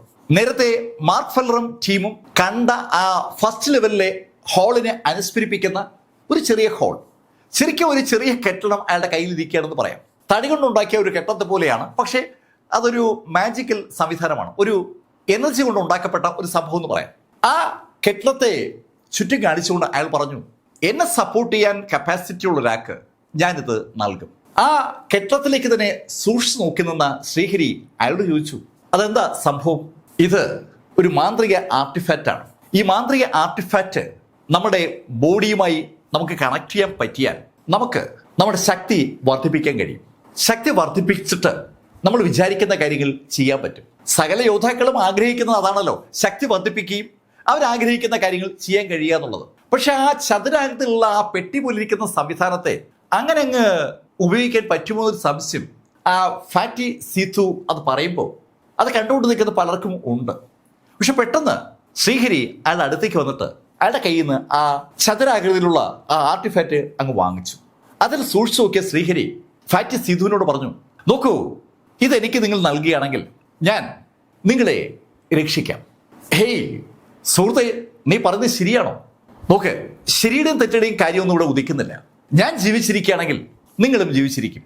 അതിനേക്കാൾ വലിയൊരു ഉറപ്പ് ഒരു യോദ്ധാവിനും കൊടുക്കാൻ കഴിയില്ലല്ലോ. അത് കേട്ടതും ചിരിച്ചുകൊണ്ട് ആ ഫാറ്റി സീതു ആ ചതുരാകൃതിയുള്ള പെട്ടി ശ്രീഹരിയോട് എടുത്തോളം പറഞ്ഞു. ശ്രീഹരി ആ പെട്ടി വളരെ കൗതുകത്തോടെ വാങ്ങി കുറച്ച് പുറകോട്ട് മാറി. മാർക്ക് ഫെല്ലർ ഈ സമയത്തൊക്കെ ശ്രീഹരിയെ നോക്കുന്നുണ്ട്. ശ്രീഹരി പക്ഷേ മാർക്കിനെ കണ്ടില്ല. അവിടെ കുറേയേറെ ആളുകളുണ്ടല്ലോ. മാർക്ക് കൗതുകത്തോടെ ശ്രീഹരി അങ്ങനെ നോക്കി നിൽക്കുമ്പോൾ ആ സീതു അയാളുടെ കൈ ഒന്നുകൂടി അനക്കി. പെട്ടെന്ന് അയാളുടെ കയ്യിൽ ഒരു ഫ്ലെയിം വന്നു, നല്ല നീല നിറത്തിലുള്ള ഫ്ലെയിം. മാർക്ക് സാധാരണഗതിയിൽ കൈ അനക്കുമ്പോൾ പർപ്പിൾ നിറത്തിലുള്ള ഫ്ലെയിം വരും. അത് കണ്ടപ്പോൾ മാർക്കിന് അങ്ങനെയാണ് തോന്നിയത്. അതുകൊണ്ട് തന്നെ അത് കണ്ടപ്പോൾ മാർക്കിന്റെ മുഖത്ത് ഒരു പുഞ്ചിരി വിരിഞ്ഞു. പക്ഷെ ആ പുഞ്ചിരി വിരിഞ്ഞു നിൽക്കുന്ന മാർക്കിനെ അത്ഭുതപ്പെടുത്തിക്കൊണ്ട് കാങ് ആണ് സംസാരിച്ചത്. ഏയ് സീതു, ഇത് പ്രിമോഡിയൽ ഫ്ലെയിം അല്ലേ? അതേ ഓൾഡ് മാസ്റ്റർ, ഇത് പ്രിമോഡിയൽ ഫ്ലെയിം ആണ്. പ്രിമോഡിയൽ ഫ്ലെയിമോ? പെട്ടെന്ന് മാർക്ക് അങ്ങനെ ചോദിച്ചതും ഓൾഡ് മാസ്റ്റർ കാങ് എല്ലാവരോടായി പറഞ്ഞു, ഇത് ഈ പ്രപഞ്ചത്തിൽ ആദ്യമായി ഉണ്ടായ തീയാണ്. നക്ഷത്രങ്ങൾ പൊട്ടിത്തെറിച്ചൊക്കെ പലയിടത്തും തീ ഉണ്ടായിട്ടുണ്ടെങ്കിലും ശരിക്കും ജീവജാലങ്ങൾക്ക് ഉപയോഗിക്കാൻ കഴിയുന്ന ശൈലിയിൽ ഒരു തീ ആദ്യമായി ജനിച്ചത് ഈ രൂപത്തിലാണ്, ഈ നീല നിറത്തിൽ. മാർക്കിന് അതൊരു പുതിയ അറിവാണ്. തീയുടെ നിറം സാധാരണഗതിയിൽ അതല്ലല്ലോ. പക്ഷെ നീല നിറത്തിലുള്ള ആ ഫ്ലെയിമിലേക്ക് മാർക്കിനെ കൗതുകത്തോട് നോക്കുമ്പോൾ കാങ് ഒരു കാര്യം കൂടെ പറഞ്ഞു, പക്ഷേ ഈ ഫ്ലെയിം നമ്മൾ വിചാരിക്കുന്ന പോലെ നിയന്ത്രിക്കാൻ കഴിയില്ല. നീ ആ സീതുവിന്റെ കയ്യിലേക്ക് നോക്കി. മാർക്ക് സീതുവിന്റെ കയ്യിലേക്ക് നോക്കുമ്പോൾ ആ ഫ്ലെയിമിന് ചുറ്റുമായി ഒരു കവർ മാർക്ക് കണ്ടു. ശരിക്കും ആ കവർ അദൃശ്യമാണ്. മാർക്കിന്റെ ആ മാനിഫെസ്റ്റേഷൻ കേസിലൂടെ നോക്കുമ്പോഴാണ് മാർക്ക് അത് കാണുന്നത്. ഐസ് പെട്ടിയുടെ മാതൃകയിൽ ഒരു കവർ അവിടെ ഉണ്ട്. ആ കവർ ആ ഫ്ലെയിമിനെ പൂർണ്ണമായും പൊതിഞ്ഞിരിക്കുകയാണ്. മാർക്ക് അങ്ങോട്ട് നോക്കുന്ന കണ്ടതും സീതു മാർക്കിനോട് പറഞ്ഞു, ബ്രദർ, ഈ ഫ്ലെയിം ഇങ്ങനെ പ്രൊട്ടക്ട് ചെയ്താലേ പറ്റത്തുള്ളൂ. ഈ ഫ്ലെയിം പ്രൊട്ടക്ട് ചെയ്യാതെ ഇരുന്നാൽ അത് ഈ ലോകത്തെ തന്നെ അവസാനിപ്പിച്ചളെ. അത് കേട്ടതും മാർക്കിന്റെ ഉള്ളിൽ ഒരു വല്ലാത്ത ആവേശം ഉണ്ടായി. മാർക്ക് നടന്ന് സീതുവിനടുത്തെത്തി. ഏയ് ബ്രദർ, ഇതെനിക്ക് തരുമോ? ഏയ് ഇത് നിങ്ങൾക്കെങ്ങനെ നൽകാൻ? നിങ്ങൾ ഒരു 9th ലെവലിലേക്ക് കടന്നിരിക്കുന്ന യോദ്ധാവ് മാത്രമല്ലേ? എൻ്റെ കൂടെയുള്ള ഈ ബോഡി ഗാർഡ്സ് ഒക്കെ ശരിക്കും പീക്ക് ലെവൽ യോദ്ധാക്കളാണ്. മാർക്ക് അവരെ ശ്രദ്ധിച്ചപ്പോൾ മാർക്കിനെ സ്കാൻ ചെയ്യാൻ കഴിയാത്ത ശൈലിയിൽ അവര് പവർഫുൾ ആണെന്ന് മാർക്കിൽ നിന്ന് മനസ്സിലായി. സിദ്ധു പറയുന്നത് ശരിയാണ്, അയാളുടെ കൂടെയുള്ള ബോഡി ഗാർഡ്സ് ഒക്കെ പവർഫുൾ ആണ്. പക്ഷേ മാർക്കിന് ആ ഫ്ലെയിമിൽ വല്ലാത്തൊരു താല്പര്യം. മാർക്ക് അയാളോട് പറഞ്ഞു, നോക്ക്, നിങ്ങൾക്ക് 4th ലെവലിലേക്ക് കടക്കാൻ താല്പര്യമുണ്ടായാൽ നിങ്ങളെ അവിടെ രക്ഷിക്കാൻ എനിക്ക് പറ്റും. ഹേയ് ബ്രദർ, നിങ്ങൾ എന്തായി പറയുന്നത്? 4th ലെവലിലേക്കോ? അതിന് 3rd ലെവൽ വരെയുള്ള സ്റ്റാറുകളല്ലേ നമുക്കുള്ളൂ. ശരിക്കും 3rd ലെവൽ വരെയുള്ള സ്റ്റാറുകളെ ഉള്ളെന്ന് പറയുമ്പോഴും ശരിക്കും ആ സീതുവിന്റെ ബോഡിയിൽ സ്റ്റാറുകൾ ഇല്ല എന്നാണ് സത്യം. അയാള് സ്റ്റാറുള്ള അയാളുടെ ആ കൂലിപ്പട്ടാളത്തിന്റെ സഹായത്തോടു കൂടിയാണ് ഈ 1ാമത്തെ ലെവൽ എത്തിയിരിക്കുന്നത്. ഏത് അറ്റാക്കിനെയും തടുക്കാൻ അയാളുടെ കൂലിപ്പട്ടാളത്തിന് പറ്റും. അവർ അത്രയും പവർഫുള്ളാണ്. അത്രയും വലിയൊരു പട്ടാളത്തെ അണിനിരത്താൻ ശരിക്കും സീതുവിന് കഴിയുന്നത് സീതുവിന്റെ കുടുംബത്തിന്റെ ആ പണമാണ്. മാർക്ക് അതിനെക്കുറിച്ച് ആലോചിക്കുമ്പോൾ സീതു മാർക്കിനോട് ഒരിക്കൽ കൂടി പറഞ്ഞു, നോക്ക്, എനിക്ക് നിങ്ങളെപ്പോലെ ഒരാളുടെ ശക്തി കൊണ്ട് ഒരു കാര്യമില്ല. അങ്ങനെ അയാൾ പറഞ്ഞതും മാർക്കിന്റെ നെഞ്ചിലെ സ്റ്റാർ അയാൾ കാണിച്ചു കൊടുത്തു. വളരെ രഹസ്യമായിട്ടാണ് മാർക്ക് ആ കാഴ്ച കാണിക്കുന്നത്. അവിടെ 100-200ഓളം ആളുകൾ ആ ഹാളിന്റെ ചുറ്റുമുണ്ട്. ആ ഹാൾ ഇപ്പോൾ ആരെയും അറ്റാക്ക് ചെയ്യുന്നില്ല. അതുകൊണ്ടാണ് ഒരു നിശബ്ദത എല്ലായിടത്തും നിലനിൽക്കുന്നത്. ആ സമയത്ത് മാർക്ക് ആരും കാണാതെ സീതുവിന് ആ സ്റ്റാറുകൾ കാണിച്ചതും സീതുവിന്റെ മുഖത്ത് വല്ലാത്തൊരു സന്തോഷം. ഏയ് ബ്രദർ, ഞാൻ ആദ്യമായിട്ട് 4 സ്റ്റാറുള്ള ഒരാളെ കാണുന്നത്. എന്താ നിങ്ങളുടെ പേര്? എൻ്റെ പേര് മാർക്ക് ഫെല്ലർ എന്നാണ്. ഏയ് മാർക്ക് ഫെല്ലർ, ഞാനിത് നിങ്ങൾക്ക് തരികയാണ്, പക്ഷെ സൂക്ഷിച്ച് ഉപയോഗിക്കണേ. അങ്ങനെ പറഞ്ഞിട്ട് അയാൾ ആ ഫ്ലെയിം അതുപോലെ തന്നെ മാർക്കിനെ ഹാൻഡ് ഓവർ ചെയ്തു. മാർക്കിന് ആ ഫ്ലെയിം കിട്ടുമ്പോൾ മാർക്കിന് അത് മനസ്സിലാകുന്നുണ്ട്. ആ ഫ്ലെയിമിന് ചുറ്റുമായി ഐസ് പോലുള്ള എന്തോ ഒരു സംഭവം കൊണ്ട് ഒരു കവർ ഉണ്ടാക്കിയിട്ടുണ്ട്. ആ കവറിലേക്കാണ് മാർക്ക് പിടിച്ചിരിക്കുന്നത്. ആ കവറിലേക്ക് പിടിച്ചിരിക്കുന്ന മാർക്കിനോടായി സീതു പറഞ്ഞു, ഏയ് മാർക്ക്, ഇത് നിന്റെ മാന്ത്രിക നിലവറിലേക്ക് നീ മാറ്റി വെച്ചു. ആവശ്യം വരുമ്പോൾ നിനക്കെടുത്ത് ഉപയോഗിക്കാം. പക്ഷെ ശ്രദ്ധിക്കുക, ഒരിക്കൽ ഈ കവർ പൊട്ടിച്ചാൽ പിന്നെ ആ കവറിനകത്തേക്ക് തിരിച്ചു കയറ്റാൻ ലേശം പാടായിരിക്കും. സീതു ആ കാര്യം വിശദമാക്കിയതും മാർക്ക് ആ ഫ്ലെയിം വളരെ കൗതുകത്തോടെ ആ നിലവറയ്ക്കുള്ളിലേക്ക് മാറ്റി. മാർക്കിന്റെ നിലവറയ്ക്കുള്ളിലേക്ക് ആ ഫ്ലെയിം മാറ്റുമ്പോൾ ചിരിച്ചുകൊണ്ട് ഓൾഡ് മാസ്റ്റർ കാങ് മാർക്കിനോട് പറഞ്ഞു, മാർക്ക്, അത് ഗുണവും ഒരുപോലെ ദോഷവും നൽകും. ഉപയോഗിക്കുമ്പോൾ ഒരു ശ്രദ്ധ വേണം. മാർക്ക് ആ നിലവറയ്ക്കുള്ളിലേക്ക് അത് എടുത്തു വെക്കുമ്പോൾ അതിൽ ശ്രദ്ധിക്കുക പോലും ചെയ്യാതെ അങ്ങ് വിദൂരതയിലേക്ക് നോക്കിയിരിക്കുകയാണ് ലോർഡ് ആലിസ്റ്റർ. അവരുടെ തൊട്ടു പുറകിൽ 2 കൈയും പുറകിൽ കെട്ടി അങ്ങനെ നിൽക്കുകയാണ് ആ ബോഡി ഗാർഡ്. ഇതുവരെ നടന്ന ഒരു സംഘടനത്തിലും അവർ രണ്ടും പങ്കെടുത്തിട്ടില്ല. ആ ആലിസ്റ്റർ കണ്ടതും കൈകൾ കൂപ്പി സീതു അവരെ തൊഴുതു. ലോർഡ് ആലിസ്റ്റർ, വണക്കം, ഞാൻ സീതു ആണ്. അങ്ങനെ പറഞ്ഞുകൊണ്ട് അയാൾ തൊഴുമ്പോൾ ലോർഡ് ആലിസ്റ്റർ തല കുലുക്കുക മാത്രം ചെയ്തു. അത് കേട്ടപ്പോൾ മാർക്കിന് ഒരു കാര്യം കൂടി മനസ്സിലായി. ഈ സെയിന്റ് കിങ്ഡത്തിൽ ഏവരും ബഹുമാനിക്കുന്ന ഒരു കക്ഷിയാണ് ആ ലോർഡ് ആലിസ്റ്റർ. ഒരു അടിപൊളി സുന്ദരിയാണ്. പക്ഷെ അവരുടെ ഒരു ലെവൽ ഒരു വല്ലാത്ത ലെവലാണ്. അവരുടെ ശക്തി എന്താണെന്ന് അറിയാനുള്ളൊരു കൗതുകം മാർക്കിനുണ്ടായതും മാർക്കിന്റെ മാനിഫെസ്റ്റേഷൻ ഗേസ് പതുക്കെ ആക്ടിവേറ്റ് ചെയ്ത് അവരൊന്ന് നോക്കി. മാർക്കിന്റെ കണ്ണുകളിൽ അവർക്ക് നേരെ പാഞ്ഞതും അവർ മാർക്കിനെ ഒന്ന് നോക്കി. ആ നിമിഷത്തിൽ മാർക്കിന്റെ അവർക്ക് നേരെയുള്ള നോട്ടം കട്ടാവുകയും ചെയ്തു. മാനിഫെസ്റ്റേഷൻ ഗേസ് ഇടയ്ക്ക് വെച്ച് ബ്രേക്കായി. അവരുടെ ശക്തി അളക്കാൻ മാർക്ക് ശ്രമിക്കണ്ട എന്ന ഒരു സൂചന ആ നോട്ടത്തിലുണ്ട്. മാർക്ക് പെട്ടെന്ന് കണ്ണു പിൻവലിച്ചു. തനിക്ക് തൊട്ടുകളിക്കാൻ കഴിയുന്ന ഒരു കഥാപാത്രമല്ല ലോർഡ് ആലിസ്റ്റർ എന്ന് പെട്ടെന്ന് മാർക്ക് മനസ്സിലാവുകയും ചെയ്തു. ലോർഡ് ആലിസ്റ്ററെ മാർക്ക് എങ്ങനെ നോക്കുന്ന ആ സമയത്ത് ഇവിടെ സീതു പിന്നെയും കുറെ സാധനങ്ങളൊക്കെ പുറത്തെടുക്കുകയാണ്. ഒരുപാട് ആർട്ടിഫാക്റ്റുകളുടെ വൻ ശേഖരമാണ് ഈ സീതുവിന്റെ കയ്യിലുള്ളത്. ആ സൈന്യകിടത്തിൽ ഏറ്റവും വലിയ പണക്കാരാണ് സീതുവിന്റെ കുടുംബം. അവരുടെ കയ്യിൽ ഇല്ലാത്തത് ഒന്നുമില്ല എന്ന് തന്നെ പറയാം. അയാൾ ആ ആർട്ടിഫാക്റ്റുകൾ പുറത്തെടുത്തിട്ട് കൂടെ നിൽക്കുന്ന ആളുകളോടൊക്കെ ചോദിക്കുന്നത് അവർക്ക് ആർക്കെങ്കിലും അത് വേണമെന്നാണ്. കൂടെയുള്ളവരൊക്കെ അത് വാങ്ങുന്നുണ്ട്. വാങ്ങുന്ന ആളുകൾ സീതുവിനെ പ്രൊട്ടക്ട് ചെയ്യാൻ ബാധ്യസ്ഥരാണ്. തൻ്റെ സുരക്ഷ ആ ആർട്ടിഫാക്റ്റുകൾ കൊടുത്ത് സീതു അങ്ങനെ ഉറപ്പാക്കുകയാണ്. മാർക്കും ഇതിനിടയിൽ 1-2 സാധനങ്ങൾ കൂടി സീതുവിന്റെ കയ്യിൽ നിന്ന് വാങ്ങിച്ചു. എല്ലാ സാധനങ്ങളും ഒന്നിനൊന്നും മെച്ചമാണ്. സാധാരണഗതിയിൽ ഒരിടത്തും കിട്ടാത്ത ആർട്ടിഫാക്റ്റുകൾ ഒരുപാടുണ്ട് ഈ സീതുവിന്റെ കയ്യിൽ. ആ ആർട്ടിഫാക്റ്റുകളിൽ ഒരു താല്പര്യവും കാണിക്കാത്തത് ലോർഡ് ആലിസ്റ്ററും അയാളുടെ കൂടെയുള്ള ആളുമാണ്. അതുപോലെ ഓൾഡ് മാസ്റ്റർ കാങ്ങും അത് ശ്രദ്ധിക്കുന്നില്ല, ബാക്കിയുള്ള ആളുകളൊക്കെ വാങ്ങുകയാണ്. ആ സമയത്ത് കാങ് എല്ലാവരോടും പറഞ്ഞു, ദാ നമ്പർ മാറാൻ പോവുകയാണ്. അങ്ങനെ ഓൾഡ് മാസ്റ്റർ കാങ് പറഞ്ഞ ആ നിമിഷത്തിൽ അവിടെ ജ്വലിച്ചു നിന്ന ആ നമ്പർ 1 പെട്ടെന്ന് അങ്ങ് മങ്ങി. അടുത്ത നിമിഷത്തിൽ ഒരു വൻ പ്രകാശം അവിടെ ഉണ്ടായി, കണ്ണഞ്ചിക്കുന്ന പ്രകാശം. ആ പ്രകാശം ആ നമ്പർ എന്ന ഭാഗത്ത് അങ്ങനെ ജ്വലിച്ച് കയറി വന്നപ്പോൾ അവിടെ അവർ ആ നമ്പർ കണ്ടു, 2. ടോപ്പ് ഓഫ് ഹെവൻലി സിൻസിന്റെ 2ാം ലെവലിലേക്ക് ഇതാ അവർ കടക്കുന്നു എന്ന് തോന്നിയതും ആ പ്രകാശം ഒഴികെയുള്ള സകല മേഖലയിലും വൻ ഇരുട്ട് വ്യാപിക്കുകയാണ്. ആ ഇരുട്ട് വ്യാപിച്ചോളം തന്നെ എല്ലാവരും ഒന്ന് മൂവ് ചെയ്യുമ്പോൾ ആർക്ക് തോന്നി. അടുത്ത നിമിഷത്തിൽ കണ്ണു തുറക്കുമ്പോൾ അവർ കാണുന്നത് അവര് ഒരു വലിയ മതിലിന്റെ മുന്നിൽ നിൽക്കുന്നതാണ്. നേരത്തെ അവർ കണ്ടിരുന്ന ഹാള് അവിടെ ഇല്ല. ഇപ്പോൾ ഏകദേശം 200 ആളുകൾ മാത്രമാണ് അവിടെ ആ മതിലിന്റെ മുന്നിലുള്ളത്. നേരത്തെ അവർ കണ്ടിരുന്ന ആ ഡെഡ് ബോഡികൾ ഒന്നും തന്നെ അവിടെ ഇല്ല.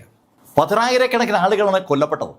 ആ കൊല്ലപ്പെട്ട ആളുകളുടെ ഡെഡ് ബോഡികളും രക്തമൊക്കെ ചിതറിക്കിടക്കുന്ന സ്ഥലത്തുനിന്ന് അവരെ ആരോ ടെലിപ്പോർട്ട് ചെയ്തിരിക്കുകയാണ്. ആ മതിലിൽ വളരെ വ്യക്തമായി ആ നമ്പർ കാണാം, 2. അത് കണ്ടതും കാങ് എല്ലാവരോടും പറഞ്ഞു, ഇതാണ് ഡ്രീം ലെവൽ 2. ഇവിടെ എന്താണ് നമ്മളെ കാത്തിരിക്കുന്നതെന്ന് എനിക്കറിയത്തില്ല. നമ്മൾ ശ്രദ്ധിച്ച് ഒരു ടീമായി നിന്ന് എന്ത് വന്നാലും മുന്നോട്ട് പോകണം. ഞാൻ മുന്നോട്ട് കടക്കാൻ പോവുകയാണ്.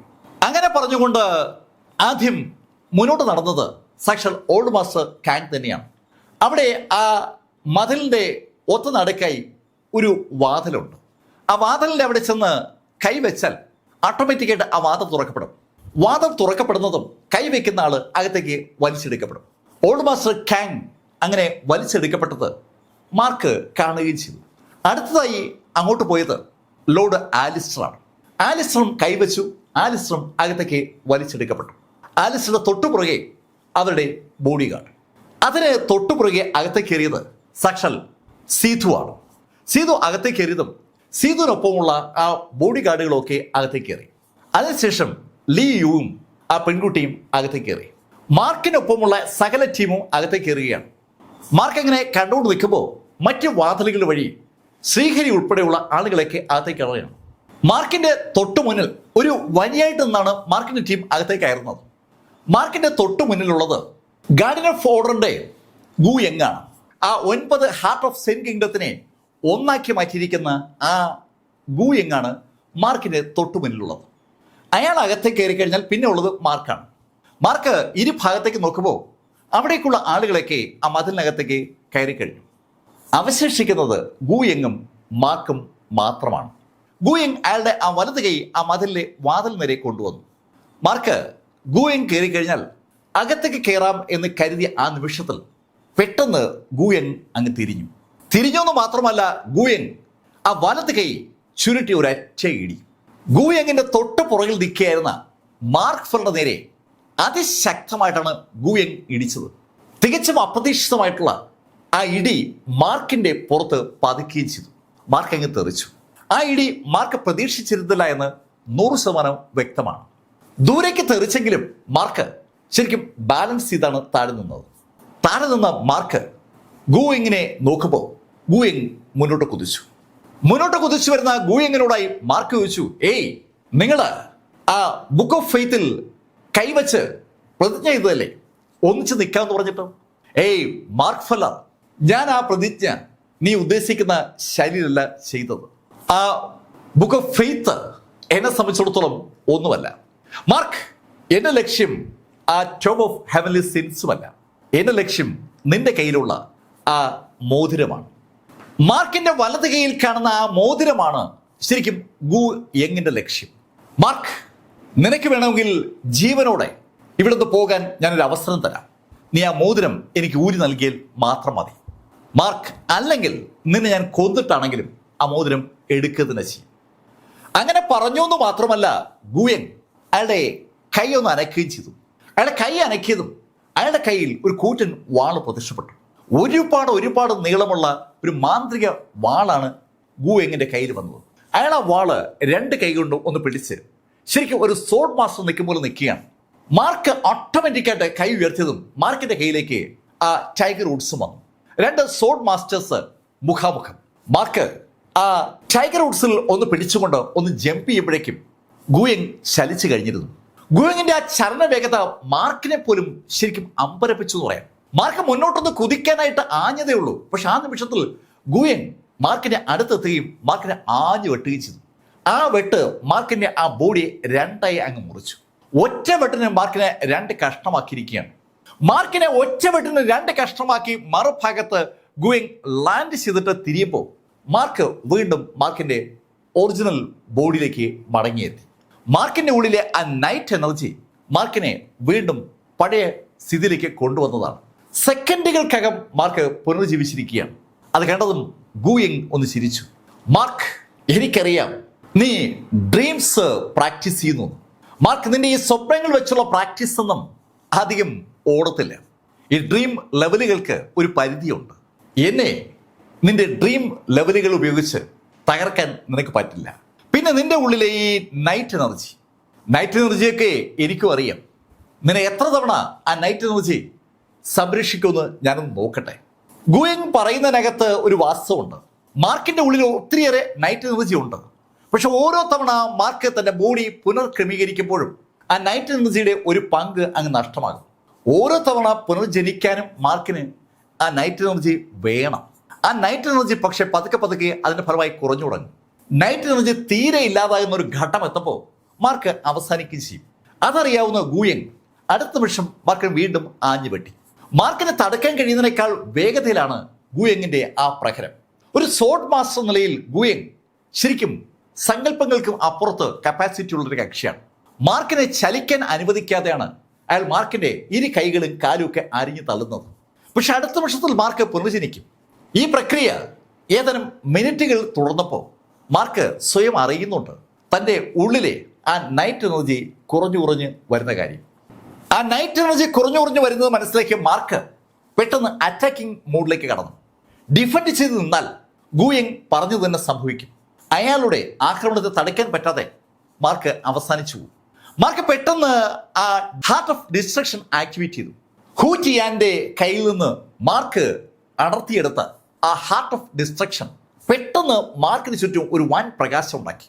ആ എൻ്റെ പ്രകാശത്തിലും മാർക്ക് ഇങ്ങനെ കുളിച്ചു നിൽക്കുമ്പോൾ ആ പ്രകാശം മാർക്കിന്റെ കയ്യിലെ ആ ടൈഗർ വുഡ്സ് എന്ന വാളിനകത്തേക്ക് അങ്ങ് പ്രവേശിക്കുകയാണ്. ഹൂ ടിയാന്റെ ആ ഹാർട്ടിന്റെ പവർ മാർക്ക് ആ വാളിലേക്ക് ആവാഹിച്ചതും മാർക്കിന്റെ ആ വാള് തിളങ്ങി തുടങ്ങിയാണ്. ഇപ്പൊ മാർക്കിന് ചുറ്റും ഒരു വലിയ ഓറയുണ്ട്.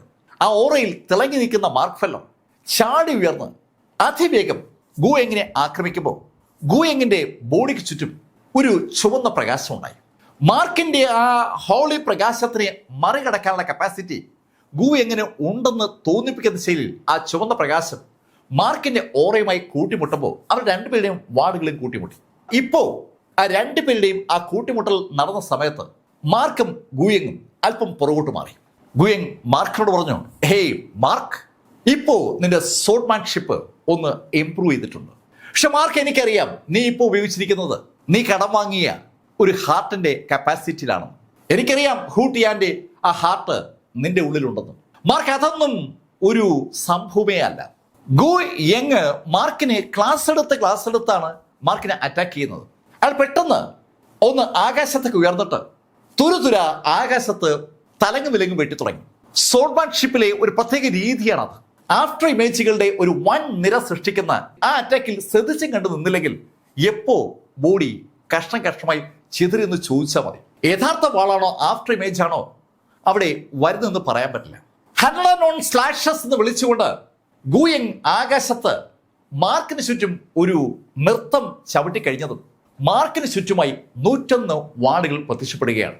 അതിൽ ഒരേ ഒരു വാള് മാത്രമാണ് ശരിക്കും ഗുയെങ്ങിന്റെ ഒറിജിനൽ വാൾ.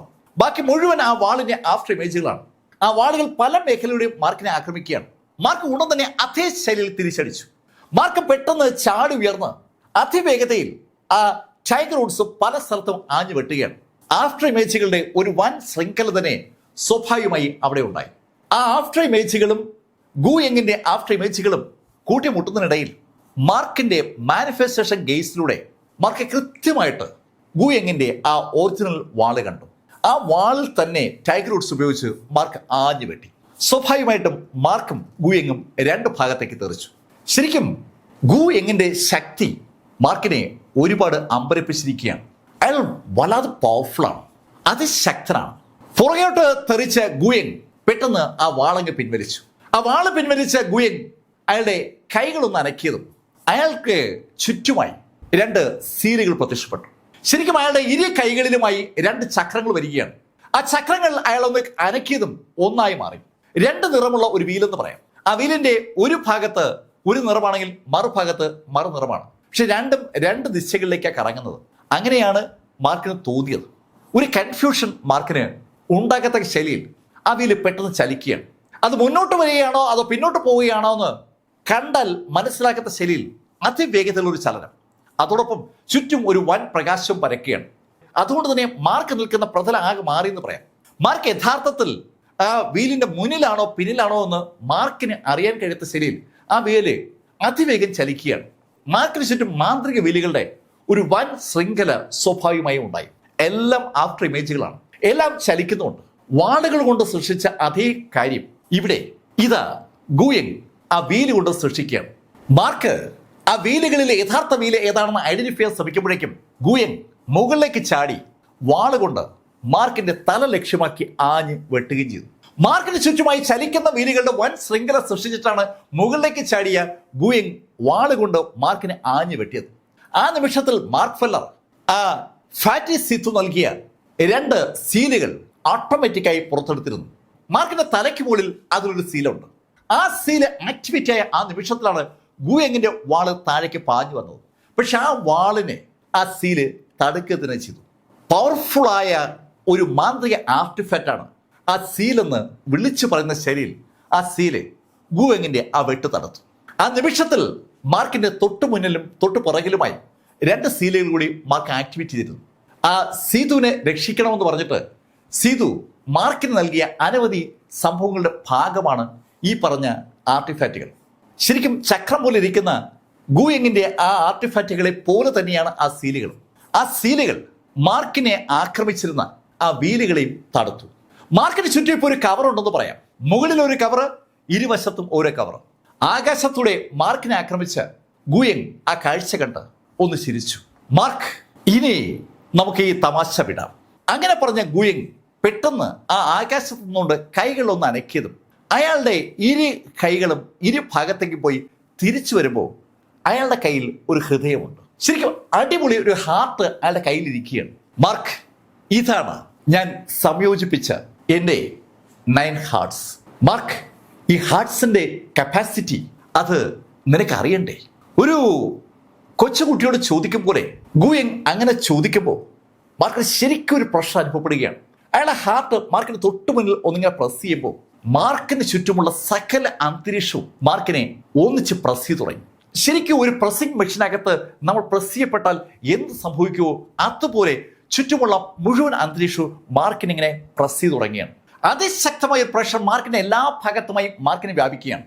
അതേസമയത്ത് മുകളിൽ നിന്നും ആ പ്രഷർ വരികയാണ്. അന്തരീക്ഷത്തിൽ നിൽക്കുന്ന ഗുയങ്ങിന്റെ മുഖത്ത് ഒരു പുഞ്ചിരിയുണ്ട്. അയാൾ ആ ഹൃദയത്തെ പതുക്കെ പതുക്കെ ഒന്ന് പ്രസ് ചെയ്യുമ്പോൾ മാർക്കിന്റെ മുകളിൽ അനുഭവപ്പെടുന്ന പ്രഷർ പിന്നെയും പിന്നെയും കൂടുകയാണ്. ശരിക്കും ആ പ്രഷർ അങ്ങനെ കൂടിക്കൂടി വരുമ്പോൾ മാർക്കിന്റെ ബോഡി കൂടി അങ്ങനെ വിയർപ്പ് താഴോട്ട് ഒഴി തുടങ്ങി. വിയർപ്പ് മാത്രമല്ല, മാർക്കിന്റെ വായിലൂടെ രക്തവും പുറത്തേക്ക് വരികയാണ്. ശരിക്കും മാർക്കിന്റെ ബോഡി പാർട്സുകൾ ഒടിയുന്ന ശബ്ദം ഗുയങ്ങിന് വരെ കേൾക്കുക. എല്ലുകൾ പൊട്ടി തുടങ്ങി. എല്ലുകൾ ഇങ്ങനെ പൊട്ടുന്നതിന്റെ വേഗത കൂടി വന്നതും മാർക്ക് പെട്ടെന്നാണ് ആ നൈറ്റ് എനർജി ഒന്ന് ആക്ടിവേറ്റ് ചെയ്യുന്നത്. ആ നൈറ്റ് എനർജി ആക്ടിവേറ്റ് ചെയ്ത മാർക്ക് ഫെല്ലർ ആ നിമിഷത്തിൽ മാർക്കിന്റെ ഉള്ളിലുള്ള ആ സർ സോഡിനോട് ഒരു സഹായം ചോദിക്കുകയും ചെയ്തു. സർ സോഡ് പ്ലീസ് ഹെൽപ്പ് എന്ന് പറഞ്ഞ ആ നിമിഷത്തിൽ ഒരു കത്തി മാർക്കിന്റെ ഉള്ളിൽ നിന്ന് പുറത്തേക്ക് പാഞ്ഞു വരികയാണ്. ശരിക്കും എനർജി കത്തിയുടെ രൂപത്തിലേക്ക് പുറത്തേക്ക് പാഞ്ഞതാണ്. ആ നിമിഷത്തിൽ മാർക്കിന്റെ ഉള്ളിലെ ആ നൈറ്റ് എനർജിയും ആ കത്തിയുമായി ഒന്ന് സംയോജിച്ച് മാർക്കിന്റെ ഉള്ളിൽ നിന്ന് നേരെ മുകളിലേക്ക് ഒരു ഒറ്റ കുതിപ്പ്. മാർക്കിന്റെ ഉള്ളിൽ നിന്ന് മുകളിലേക്ക് ആ കത്തി ഇങ്ങനെ കുതിച്ചു വന്നതും അത് സാക്ഷാൽ ഗുയങ് കണ്ടു. ഗുയങ് അത് കണ്ടതും മാർക്കിനോട് പറഞ്ഞു, മാർക്ക്, ഇതിൽ വലിയ കാര്യമൊന്നുമില്ല. അങ്ങനെ മാർക്കിനോട് അയാൾ പറയുമ്പോൾ ഗുയങ്ങിന്റെ തൊട്ടു പുറകുന്ന ഒരു ശബ്ദം. അപ്പൊ പിന്നെ ഞാനോ? ശബ്ദം കേട്ട് ഗുയങ് ഞെട്ടിത്തിരിഞ്ഞ് പുറകോട്ട് നോക്കുമ്പോൾ തൊട്ടു പുറകിൽ അയാൾ ഒരു രൂപം കാണുകയാണ്. പക്ഷെ ആ നിമിഷത്തിൽ ഗുയെങ്ങിന്റെ കഴുത്ത് ഖണ്ഡിച്ചുകൊണ്ട് മാർക്ഫെൽഡ് ആ ടൈഗർ വുഡ്സ് എന്ന ആ വാള് കടന്നു പോയി. ഒരു നിമിഷത്തിന്റെ ചെറിയൊരു അംശം അത് മാത്രമാണ് ഗുയെങ്ങിന് ശരിക്കും അവിടെ മിസ്സായത്. മാർക്ക് ആ തൊട്ടു പുറകിൽ സൃഷ്ടിച്ചത് ആ നൈറ്റ് എനർജിയുടെ ഒരു രൂപത്തെയാണ്. മാർക്ക് മനസ്സിൽ കാണുന്ന ശൈലിയിലേക്ക് ആ നൈറ്റ് എനർജിയുടെ രൂപത്തെ സൃഷ്ടിക്കാൻ മാർക്ക് ഏതാനും ദിവസങ്ങൾ കൊണ്ട് പ്രാക്ടീസ് ചെയ്തിരിക്കുകയാണ്. ആ പ്രാക്ടീസ് ചെയ്ത അറിവിനെ മാർക്ക് ആ നിമിഷത്തിലാണ് ഇംപ്ലിമെന്റ് ചെയ്തത്. മാർക്കിന്റെ തന്നെ ഒരു ക്ലോണാണ് യഥാർത്ഥത്തിൽ ആ നിമിഷത്തിൽ അവിടെ ആ ഗുയെങ്ങിന്റെ തൊട്ടു പുറകിൽ വന്നത്. ആ ശബ്ദം തൊട്ടു പുറകിൽ കേട്ടപ്പോൾ തിരിഞ്ഞുപോയ ഗുയെങ് അത് കാണുകയാണ്. അയാളുടെ അറ്റുവീണ തലയിലൂടെ ആ കണ്ണുകളിലൂടെ അയാളെ കാഴ്ച കാണുന്നു. അയാളുടെ കൈവശമുണ്ടായിരുന്ന ആ ഹാർട്ട് താഴേക്ക് വീഴുന്ന കാഴ്ച. ആ ഹാർട്ട് താഴേക്ക് വീണപ്പോൾ അത് മാർക്ഫെൽഡ് രണ്ട് കൈകൊണ്ട് താങ്ങിയെടുത്തു. ശരിക്കും 9 ഹാർട്ടുകളെ സംയോജിപ്പിച്ച് അയാൾ ഉണ്ടാക്കിയെടുത്ത ആ ഹാർട്ട് ഇതാ മാർക്ഫെൽഡുടെ കയ്യിൽ. വിശ്വസിക്കാനാവാതെ ഗുയെങ്ങിന്റെ കണ്ണുകൾ അങ്ങനെ തുറന്നിരിക്കുമ്പോൾ അയാളുടെ കഴുത്തില്ലാത്ത ആ ബോഡി ഒരു ശബ്ദത്തോടെ താഴെ വീണു. ആ നിമിഷം മാർക്കിന് ചുറ്റുമുണ്ടായിരുന്ന സകല പ്രഷറും അവിടെ നിന്ന് അപ്രത്യക്ഷമാവുകയും ചെയ്തു. രണ്ട് കയ്യിലുമായി ആ ഹൃദയത്തെ ഏറ്റുവാങ്ങിയിരിക്കുന്ന മാർക്ക് ശരിക്കും വിറയ്ക്കുന്നുണ്ട്. ഒരു സെക്കൻഡിന്റെ 100% വ്യത്യാസത്തിൽ മാർക്ഫെല്ലർ ശരിക്കും ഗുയെങ്ങിനെ അവസാനിപ്പിച്ചതാണ്. ആ നിമിഷത്തിൽ മാർക്ക് ശരിക്കും ഒരു ക്ലോണിനെ അയാളുടെ തൊട്ടുപുറകിൽ സൃഷ്ടിക്കണമെന്ന് മാർക്ക് മനസ്സിൽ വിചാരിച്ച ആ നിമിഷത്തിൽ മാർക്ക് അത് ചെയ്തു എന്നുള്ളതാണ് അവിടെ മാർക്ക് വിജയിക്കാനിടയാക്കിയ കാര്യം. അതേ സമയത്ത് ആ നൈറ്റ് എനർജി സപ്പോർട്ട് ചെയ്യാൻ മാർക്കിന്റെ ഉള്ളിലെ ആ ഡിവൈൻ സെൻസിന്റെ ഉടമ തയ്യാറാവുകയും ചെയ്തു. രണ്ടും ഒരേ നിമിഷത്തിലായിരുന്നു. അതേ സമയത്ത് തന്നെ മാർക്ക് ടൈഗർ വുഡ്സ് ആക്ടിവേറ്റ് ചെയ്യുകയും ചെയ്തു. എല്ലാം അതിവേഗത്തിൽ നടന്നതുകൊണ്ടാണ് ഗുയെങ്ങിന്റെ തല അറുത്ത് മാർക്കിന് തറയിടാൻ പറ്റിയത്. ആ ഹൃദയത്തെ കയ്യിലേക്ക് എടുത്ത മാർക്ക് അത് തൻ്റെ ബോഡിയോട് ചേർത്ത് പിടിച്ചതും ആ ഹൃദയം ആയിരക്കണക്കിന് ചെറു പ്രകാശരശ്മികളായി മാറി മാർക്കിന്റെ ഉള്ളിലേക്ക് അങ്ങ് ലയിച്ചു ചേർന്നു. മാർക്കിന്റെ ഉള്ളിൽ ആ 9 ഹാർട്ട്സ് കടന്നതോടുകൂടി മാർക്കിന് തൻ്റെ പവർ വർദ്ധിച്ചതുപോലൊരു ഫീൽ. ശരിക്കും മാർക്കിന്റെ ശക്തി ശരിക്കും ഒന്ന് വർദ്ധിച്ചു. ആ ശക്തി ശരിക്കും വർദ്ധിച്ചു എന്ന് തോന്നിയതും മാർക്ക് അതിവേഗം ആ മതിലിന്റെ അടുത്തേക്ക് എത്തി. മതിലിനകത്തേക്ക് ബാക്കി എല്ലാവരും കടന്നിരിക്കുകയാണ്. ഇപ്പൊ മാർക്ക് മാത്രമാണ് ആ മതിലിന്റെ പുറത്തുള്ളത്. മാർക്ക് കൈയൊന്നുയർത്തി ആ മതിലിലെ വാതിലിന്റെ ഭാഗത്തുനിന്ന് വെച്ചത് പെട്ടെന്ന് ഒരു ഫോഴ്സ് മാർക്കിനെ അകത്തേക്ക് വലിച്ചു. അകത്തേക്ക് കടന്ന മാർക്ഫെല്ലർ ശരിക്കും ഞെട്ടിപ്പോവുകയാണ്. മാർക്ക് ഇപ്പോ എത്തിയിരിക്കുന്നത് ശരിക്കും ഒരു കാട്ടിലാണെന്ന് പറയാം. ആ ലിങ്ക് സിറ്റിക്കകത്ത് ആ ശവകുടീരങ്ങളുടെ ആ കോട്ടയ്ക്കുള്ളിൽ ഇതുപോലൊരു കാട് മാർക്ക് ഒരിക്കലും പ്രതീക്ഷിക്കാത്തതാണ്. ഒരു വനമാണ് മാർക്ക് കാണുന്നത്. ഇരുട്ട് തളം കെട്ടി നിൽക്കുന്ന കൂറ്റൻ മരങ്ങളുള്ള ആ വനത്തിനുള്ളിലേക്ക് മാർക്ക് കടക്കുമ്പോൾ പ്രകാശം അരിച്ചരിച്ച അതിനകത്ത് വീഴുന്നത്. മാർക്കിന് ആ പ്രകാശം ഐഡന്റിഫൈ ചെയ്യാൻ തന്നെ ഒത്തിരി സമയം വേണ്ടി വന്നു എന്ന് പറയാം. മാർക്കിന്റെ കണ്ണിനെ അവിടെയുള്ള ഇരുട്ടുമായി ഒന്ന് ബന്ധിപ്പിക്കാൻ ശ്രമിക്കുമ്പോൾ മാർക്കിന്റെ 6th സെൻസ് മാർക്കിനോട് ഒന്ന് ചരിയാൻ ആവശ്യപ്പെട്ടു എന്ന് പറയാം. എന്തോ ഒന്ന് തന്നെ അറ്റാക്ക് ചെയ്യും പോലെ മാർക്കിന് തോന്നിയത് മാർക്ക് ഒന്ന് ചരിഞ്ഞു. മാർക്കിന് തൊട്ട മുന്നിലൂടെ ഒരു കൈ അങ്ങ് കടന്നുപോയി. ശരിക്കും അതിശക്തമായ ഒരു കൈ മാർക്കിന്റെ മുന്നിലൂടെ അങ്ങ് കടന്നു പോവുകയായിരുന്നു. മാർക്ക് ശരിക്കും അങ്ങനെ വളഞ്ഞു നിൽക്കുമ്പോൾ മാർക്കിന്റെ കൺകോണിലൂടെ ആ കാഴ്ച മാർക്ക് കണ്ടു. ഒരു കൂറ്റൻ ആൾക്കുരങ്ങ് അതിശക്തമായി മാർക്കിനെ ഇടിച്ചതാണ്. വളഞ്ഞു നിൽക്കുന്ന മാർക്ഫെല്ലർ ആ നിമിഷത്തിന് ഇടത് കൈയിലേക്ക് ആ ടൈഗർ വുഡ്സ് എടുത്തിരുന്നു. ടൈഗർ വുഡ്സ് എടുത്ത മാർക്ഫെല്ലർ അതിവേഗതയിൽ ആ ഇടത് കൈ കൊണ്ട് ആ വാളൊന്ന് കറക്കിയതും ആ വാള് മാർക്കിനെ അറ്റാക്ക് ചെയ്തപ്പോൾ മാർക്കിന്റെ പുറത്ത് ഇടിക്കാൻ പറ്റാതായപ്പോൾ ബാലൻസ് പോയ ആ ആൾക്കുരങ്ങിനെ വയറിലൂടെ അങ്ങനെ കടന്നു പോയി. ശരിക്കും ഒരു ആർക്ക് കംപ്ലീറ്റ് ചെയ്യുമ്പോഴേക്കും മാർക്ക് സ്റ്റഡിയായി കഴിഞ്ഞു. ആ നിമിഷത്തിൽ 2 പാർട്സ് ആയിട്ട് ആ ആൾക്കുരങ്ങ് താഴേക്ക് വീണു. മാർക്ക് ശ്വാസം ഒന്ന് നേരെ എടുത്തപ്പോഴേക്കും ഒരു കാഴ്ച കൂടി മാർക്ക് കണ്ടു. മാർക്കിന്റെ തൊട്ടു മുന്നിലും ഇരുഭാഗങ്ങളുമായി 4 ആൾക്കുരങ്ങുകൾ മാർക്കിനെ തന്നെ നോക്കി നിൽക്കുന്ന കാഴ്ച. നേരത്തെ മാർക്കിനെ അറ്റാക്ക് ചെയ്ത അതേ ആൾക്കുരങ്ങുകളുടെ അതേ വലിപ്പവും ശക്തിയുമുള്ള കൂറ്റൻ ആൾക്കുരങ്ങുകൾ. പക്ഷെ അവരുടെ കൈവശം ആയുധങ്ങളില്ല എന്നത് മാത്രമാണ് ആകെയുള്ള ശുഭ കാര്യം എന്ന് പറയുന്നത്.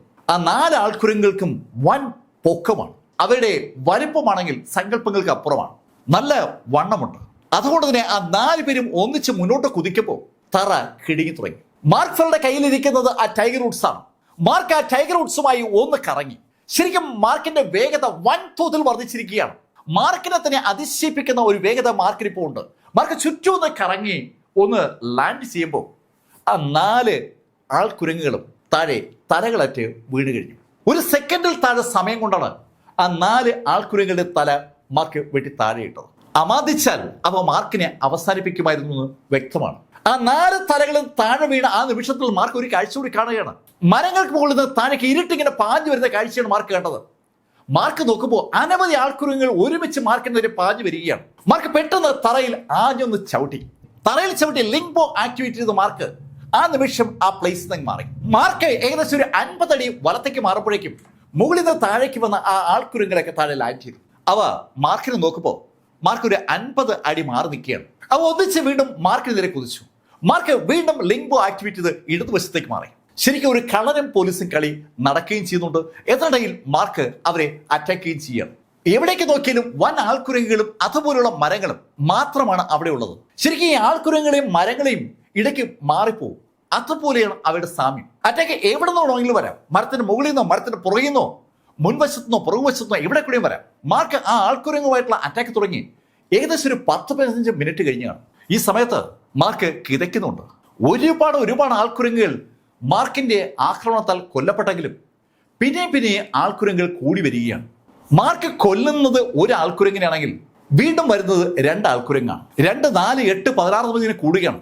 ഇപ്പോ മാർക്കിനെ അറ്റാക്ക് ചെയ്യുന്ന ആൾക്കുരങ്ങളുടെ എണ്ണം 100-ൽ അധികമാണ്. ശരിക്കും ഈ ആൾക്കുരങ്ങളൊക്കെ ഒറിജിനൽ ആണോ എന്ന് പോലും നമുക്ക് സംശയം ഉണ്ടാകും. ആ ശൈലിയിലാണ് ആൾക്കുരങ്ങളുടെ എണ്ണം കൂടി വരുന്നത്.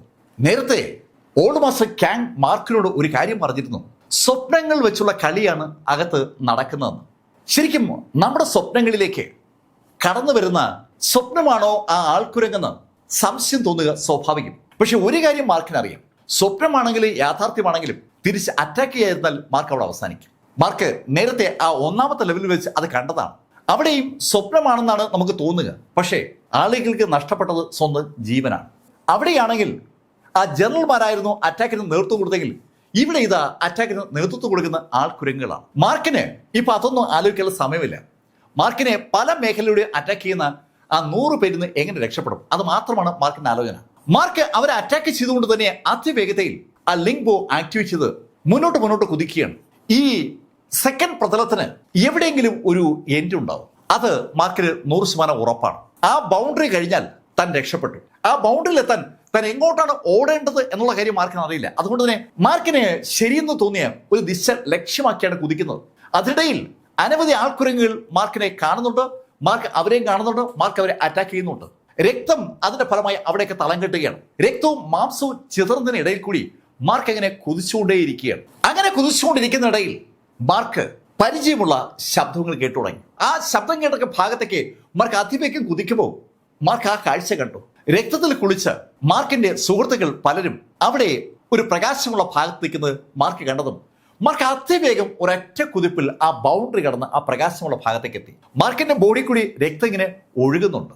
അതേ സമയത്ത് മാർക്ക് കുതിച്ചെത്തിയ സ്ഥലത്ത് മാർക്ക് കാണുന്നത് ഓൾഡ് മാസ്റ്റർ കാങ്ങിനെയും ഫാറ്റി സീഥുവിനെയും അതുപോലെ ആ യുവതിയെയും പിന്നെ ആ ഗോഡ് സ്ലെയറിലെ ആളെയുമാണ്. ആ 4 പേർക്ക് പുറമെ മാർക്ക് ഇപ്പോൾ കണ്ടത് സാക്ഷാൽ ലോർഡ് ആലിസ്റ്ററേയും അവരുടെ ബോഡി ഗാർഡിനെയുമാണ്. അതിന് പുറമെ ആ സീതുവിന്റെ സകല ബോഡി ഗാർഡുകളുമുണ്ട്. വേറെയും ആളുകൾ പല ഭാഗത്തുമായി അവിടെ ഉണ്ട്. മാർക്കിന് പരിചയമുള്ള ആളുകളെയാണ് മാർക്ക് കണ്ടത്. മാർക്കിനെ കണ്ടതും സീതുവാണ് ഓടി മാർക്കിനടുത്തേക്ക് വന്നത്. ഹേ മാർക്ക്, നീ തിരിച്ചെത്തിയല്ലോ, ഞാൻ ആകെ പേടിച്ചു പോയി. ആ ഗുയൻ ശരിക്കും ഒരു ചതിയാ കാണിച്ചത്. അങ്ങനെ ഫാറ്റി സീതു പറഞ്ഞതും ഓൾഡ് മാസ്റ്റർ കാങ് ഓടി മാർക്കിനടുത്തെത്തി. മാർക്ക്, സോറി, ഞാൻ വിചാരിച്ചു ആ ബുക്ക് ഓഫ് ഫെയ്ത്തിൽ തൊട്ട് സത്യപ്രതിജ്ഞ ചെയ്താൽ അവൻ നമ്മളുടെ വഴിക്ക് നിൽക്കുമെന്നാണ്. അങ്ങനെ കാങ് പറയുമ്പോൾ അവിശ്വസനീയതയുടെ മാർക്കിനെ നോക്കുകയാണ് ആ ഗോഡ് സ്ലെയറായ ലീ യുവാന് അങ്ങോട്ട് വിശ്വസിക്കാൻ പറ്റുന്നില്ല. മാർക്ക് ഫെല്ലർ ഇപ്പോ ഇവിടെ ആ 3rd ലെവൽ എത്തി എന്ന് പറഞ്ഞാൽ അതിന്റെ അർത്ഥം അവിടെ ആ കഥാപാത്രം ഗുയങ് അവസാനിച്ചു എന്നാണ്. ഗുയങ് ആ ഓർഡർ ഓഫ് ഗാർഡിയന്റെ 4 ലീഡേഴ്സിൽ ഒരാളാണ്. അയാൾ അതിശക്തനാണ്. 9 ഹാർട്ട് ഓഫ് ഡിവൈൻ കിങ്ഡം സ്വന്തമായുള്ള ആ ഗുയങ്ങിന്റെ കയ്യിൽ ഒരുപാട് മാന്ത്രിക ആയുധങ്ങളുണ്ട്. വൻതോതിൽ ശക്തി സമാഹരിച്ചിട്ടുള്ള ഗുയങ്ങിനെ കൊന്നിട്ടാണ് മാർക്ക് ഇവിടെ എത്തിയിരിക്കുന്നത്. അക്കാര്യം 100% ഉറപ്പാണ്. ഗുയങ് ഇല്ലാതെ മാർക്ക് ഇവിടെ എത്തിയാൽ അതിന് അതേ അർത്ഥമുള്ളൂ. അയാള് മാർക്കിനോട് ചോദിച്ചു, ഏയ് മാർക്ക്, നീയപ്പോ ആ ഗു എങ്ങനെ അവസാനിപ്പിച്ചു അല്ലേ? അങ്ങനെ ലീ യുവാൻ ചോദിച്ചതും ആ സുന്ദരി മാർക്കിനോട് പറഞ്ഞു, മാർക്ക് അതെന്തായാലും നന്നായി, അല്ലെങ്കിലും അവൻ കാണിച്ചത് ശുദ്ധ തെണ്ടിത്തരമല്ലേ? ഇങ്ങനെയാണോ ഒരു ടീമിന്റെ യാത്രയിൽ പെരുമാറേണ്ടത്? ആ സുന്ദരി അത് പറയുമ്പോൾ ശരിക്കും അവൾക്ക് ദേഷ്യം വരുന്നുണ്ട്. മാർക്ക് അവർ സംസാരിക്കുന്ന കേൾക്കുമ്പോൾ മാർക്കിന്റെ ശ്രദ്ധ ലോർഡ് ആലിസ്റ്ററിലെത്തി. അവർക്കും അവരുടെ ആ ബോഡി ഗാർഡിനും ഒരു പരിക്കുമില്ല. അവരൊഴികെയുള്ള സകല ആളുകളുടെ പുറത്തും രക്തം ഒലിക്കുന്നുണ്ട്. അതിന് ഒറ്റ അർത്ഥമേ ഉള്ളൂ, ആ സെക്കൻഡ് ലെവലിലൂടെയുള്ള ആ യാത്രയിൽ ആലിസ്റ്ററിനും അതുപോലെ ആ ബോഡി ഗാർഡിനും എതിരാളികൾ ഉണ്ടായിരുന്നില്ല എന്നാണ്, അല്ലെങ്കിൽ എതിരാളികൾ അവർക്ക് എതിരാളികളെ ആയിരുന്നില്ലെന്നാണ്. മാർക്ക് നൂറുകണക്കിന് ആൾക്കുരങ്ങളെ നേരിട്ടാണ് ഇവിടെ എത്തിയത്. ബാക്കിയുള്ള ആളുകളും അതേപോലെ ആൾക്കുരങ്ങനെ നേരിട്ടിരിക്കുന്നുവെന്ന് അവരുടെ ആ ദേഹത്ത് കാണുന്ന പരിക്കുകൾ വിളിച്ചു പറയുകയാണ്. പലരുടെയും ദേഹത്ത് ഈ വരകളൊക്കെ വീണിട്ടുണ്ട്. ആൾക്കുരങ്ങളുടെ നഖങ്ങൾ കയറി ഇറങ്ങി വിണ്ടുകീറിയ ബോഡി പലർക്കും ഉണ്ട്. മാർക്ക് ശ്വാസമെടുക്കാനായി ഒരിടത്തിരുന്നതും ഓൾഡ് മാസ്റ്റർ കാങ് മാർക്കിനടുത്തെത്തി. മാർക്ക്, ശരിക്കും എനിക്ക് നിന്റെ കാര്യത്തിൽ ഒരു വിഷമമുണ്ട്. ഞാൻ കരുതിയത് അവൻ നമുക്കൊപ്പം നിൽക്കുമെന്നാണ്. ഇനി അത് പറഞ്ഞിട്ട് കാര്യമില്ല മാർക്ക്. ഇപ്പൊ നമ്മൾ 3rd ലെവലിൽ എത്തിയിരിക്കുകയാണ്. ഇവിടെ എന്താണ് നമ്മളെ കാത്തിരിക്കുന്നതെന്ന് എനിക്കറിയില്ല. ഈ 3rd ലെവലിൽ എത്തി തിരിച്ചുപോയ ആളുകളെ എനിക്ക് പക്ഷെ അറിയാം. അങ്ങനെ പോയിട്ടുള്ള ആളുകളുടെ ശക്തി വൻതോതിൽ വർദ്ധിച്ചിട്ടുണ്ട് മാർക്ക്. അതുകൊണ്ട് ബി കെയർഫുൾ. വിശ്രമിക്കാനുള്ള സമയമൊന്നുമില്ല. ശരിക്കും മാർക്ക് ഉൾപ്പെടെ എല്ലാവരും ഒരേ ശൈലിയിൽ ജീവൻ മരണ പോരാട്ടം നടത്തിയാണ് അവിടെ എത്തിയിരിക്കുന്നത്. അത് ആ കാങ്ങിന്റെ വാക്കുകൾക്കകത്തുണ്ട്. ഈ ഹാർട്ട് ഓഫ് സിൻസിന്റെ ഈ ടോംബ് ശരിക്കും അമ്പരപ്പിക്കുന്നത് തന്നെയാണ്. മാർക്ക് ഇതുവരെയായിട്ടും ആ ശവകുടീരം കണ്ടതേയില്ല. അതിനു പകരം ഓരോ ലെവലുകൾ വഴി അവർ കടന്നു വരികയാണ്. ഇപ്പോ മാർക്കിനെ അത് കാണാം. 3 എന്നുള്ള നമ്പർ 3rd ലെവലിലാണ് അവർ എത്തിയിരിക്കുന്നത്. ആ 3rd ലെവൽ പലതും അവരെ കാത്തിരിക്കുന്നുണ്ടെന്ന് കാങ് പറഞ്ഞ ആ നിമിഷത്തിൽ മാർക്ക് ബാക്കിയുള്ള ആളുകളെ കണ്ടു. ആ ആളുകളുടെ കൂട്ടത്തിൽ ശ്രീഹരിയും ശ്രീറാമും ഒക്കെ ഉണ്ട്. ഇപ്പോ അവിടെ എത്തിയിരിക്കുന്ന ആളുകളുടെ എണ്ണം ഏകദേശം 60 ചുരുങ്ങിയിട്ടുണ്ടെന്ന് പറയാം. 200-ലധികം ആളുകളുമായിട്ടാണ് സെക്കൻഡ് ലെവലിലേക്ക് ആ ടീം കടന്നത്. ഇപ്പൊ അത് 3-1 ചുരുങ്ങിയിട്ടുണ്ടാവും. കാങ് അവിടെയുള്ള ആളുകളെ ഒന്ന് മോട്ടിവേറ്റ് ചെയ്യാൻ ശ്രമിക്കുന്ന ആ സമയത്ത് പെട്ടെന്നാണ് ആ മേഖലയിൽ അതിശക്തമായ ഒരു പ്രകാശം മുകളിൽ നിന്ന് താഴേക്ക് വരുന്നത്. ഒരുപാട് സൂര്യന്മാർ ഒരുമിച്ച് പെട്ടെന്ന് അവിടേക്ക് ഉദിച്ചതുപോലെ കണ്ണഞ്ചിക്കുന്ന പ്രകാശം ആ എൻ്റെ മേഖലയെ അങ്ങ് വ്യാപിച്ചു. ആർക്കും ഒന്നും കാണാൻ പറ്റാത്ത ശരിയിൽ പ്രകാശം മാത്രം അവിടെ ഇങ്ങനെ നിറഞ്ഞു നിൽക്കുന്ന ആ നിമിഷത്തിൽ പതുക്കെ പതുക്കെ ആ ആളുകളുടെ കണ്ണുകളിലേക്ക് ഒരു കാഴ്ച ദൃശ്യമാവുകയാണ്. ആ പ്രകാശത്തിന്റെ നടുക്കൂടി അതേപോലെ വെള്ള വസ്ത്രം ധരിച്ച ഒരു രൂപം താഴേക്ക് ഇറങ്ങി വരുന്ന ഒരു കാഴ്ചയാണ് ആളുകൾ കണ്ടത്. ആകാശത്തുനിന്ന് ഒരു രൂപം ഇറങ്ങി വന്നതാണ്. നല്ല പൊക്കമുള്ള വെളുത്ത വസ്ത്രം ധരിച്ച ആ മുഖത്തിന്റെ രൂപം വ്യക്തമല്ല.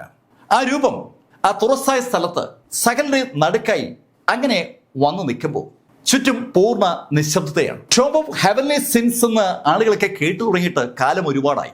പാപികൾക്ക് വേണ്ടി ഉണ്ടാക്കപ്പെട്ടിരിക്കുന്ന ആ ശവകുടീരം ഇതുപോലെ ഒരാളുടെ സംരക്ഷണയിലാണോ എന്നൊരു സംശയം ആ രൂപത്തെ വീണ്ടും വീണ്ടും നോക്കുമ്പോൾ പലർക്കും തോന്നുകയാണ്. പക്ഷെ ആ നിമിഷത്തിൽ ആ രൂപത്തിന്റെ അടുത്തുനിന്ന് ഒരു തരംഗം എല്ലാ ഭാഗത്തേക്കും വ്യാപിച്ചു. ശരിക്കും ഒരു വൃത്താകൃതിയിലാണ് തരംഗം ഉണ്ടായത്.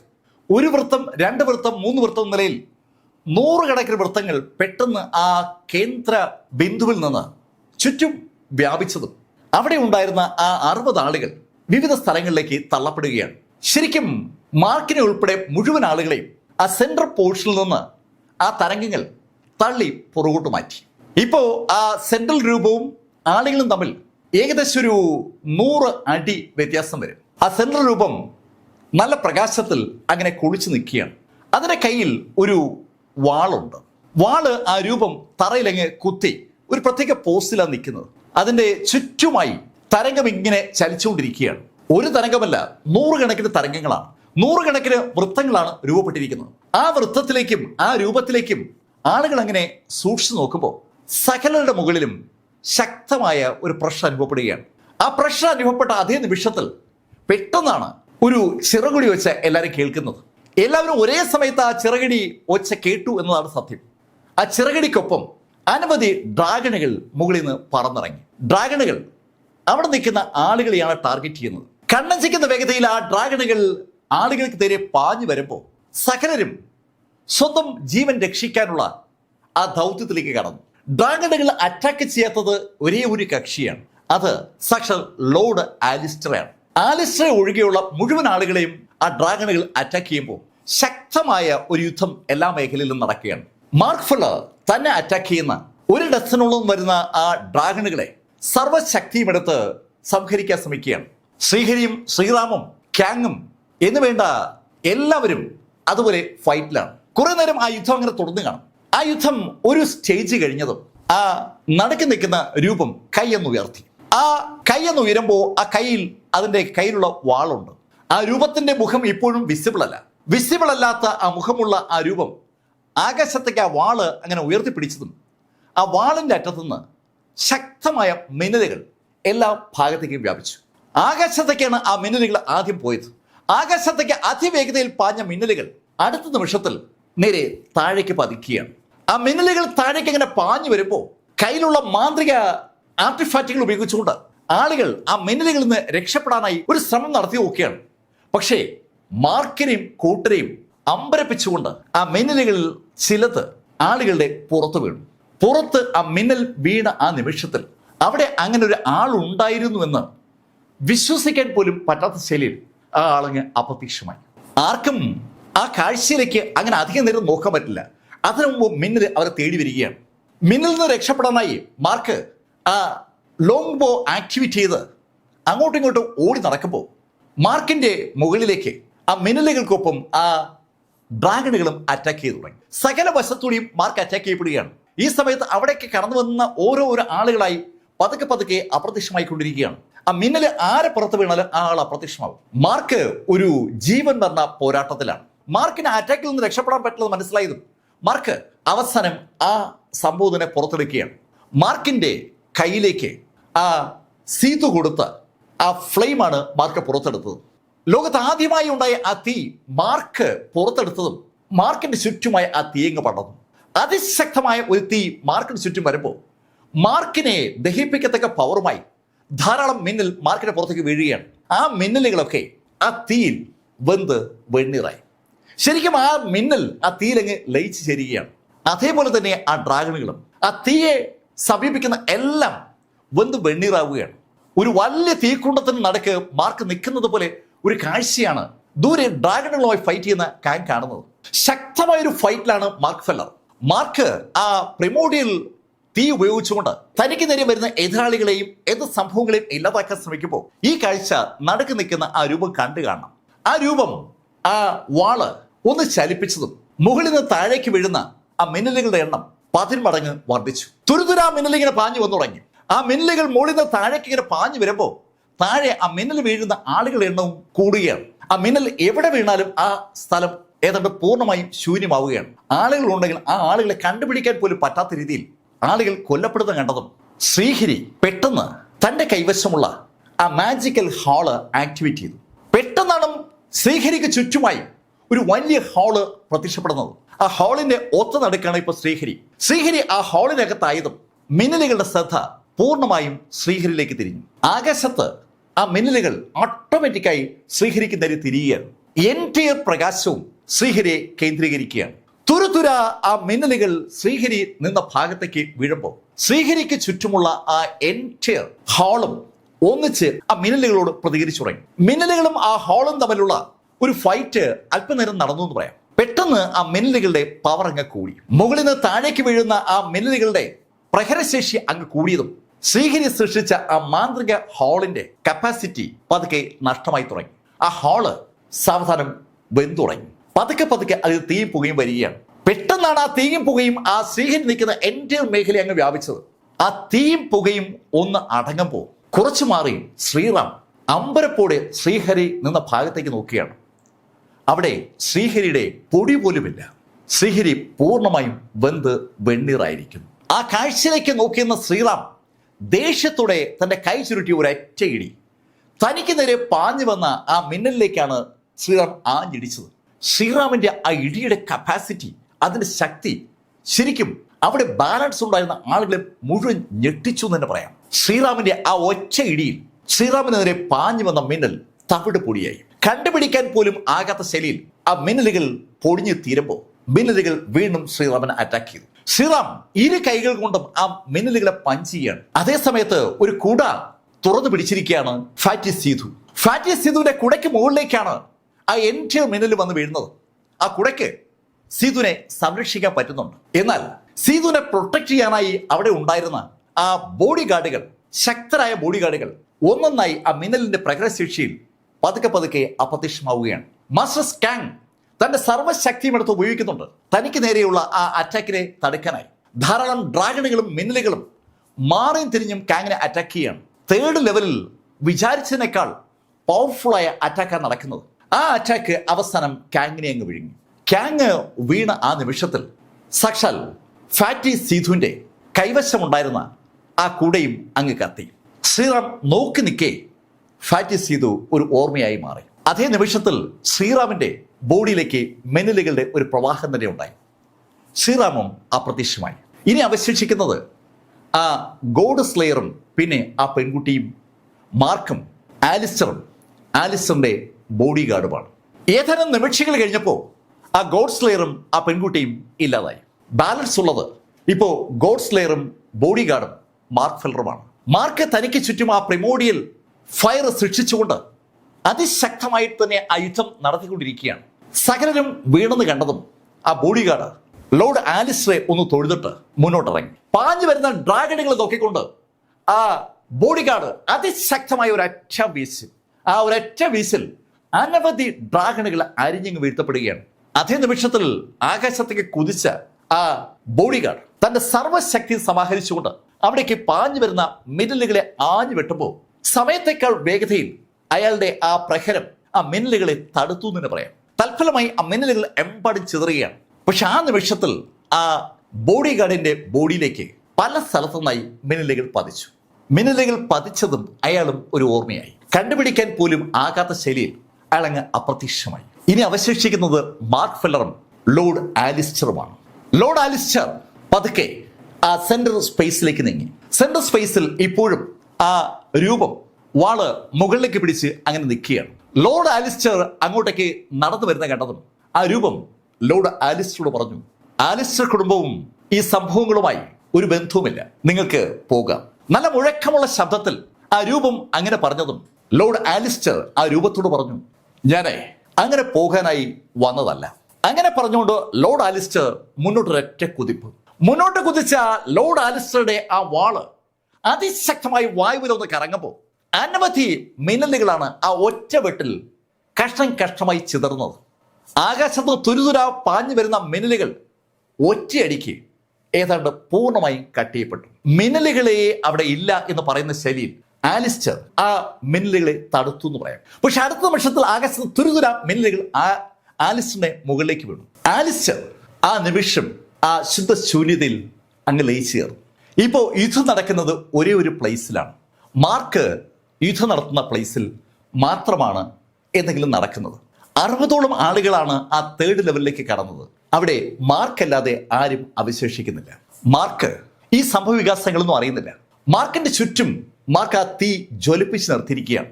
ആ പ്രിമോഡിയൽ ഫയറും മാർക്കിന്റെ ഉള്ളിലെ ആ നൈറ്റ് എനർജിയും സമാസമം ചേർത്തുകൊണ്ട് മാർക്ക് തന്റെ ബോഡിയിലുള്ള സകല ഡിവൈൻ സംഭവങ്ങളെ എടുത്ത് ഉപയോഗിച്ചുകൊണ്ടാണ് പ്രതിരോധിച്ചുകൊണ്ടിരിക്കുന്നത്. പക്ഷെ അപ്പോഴേക്കും ആ യുദ്ധം മാർക്കിലേക്ക് മാത്രം ഒതുങ്ങിയതും മാർക്കിലേക്ക് വരുന്ന മിന്നലുകളുടെ എണ്ണം വൻതോതിൽ വർദ്ധിച്ചു.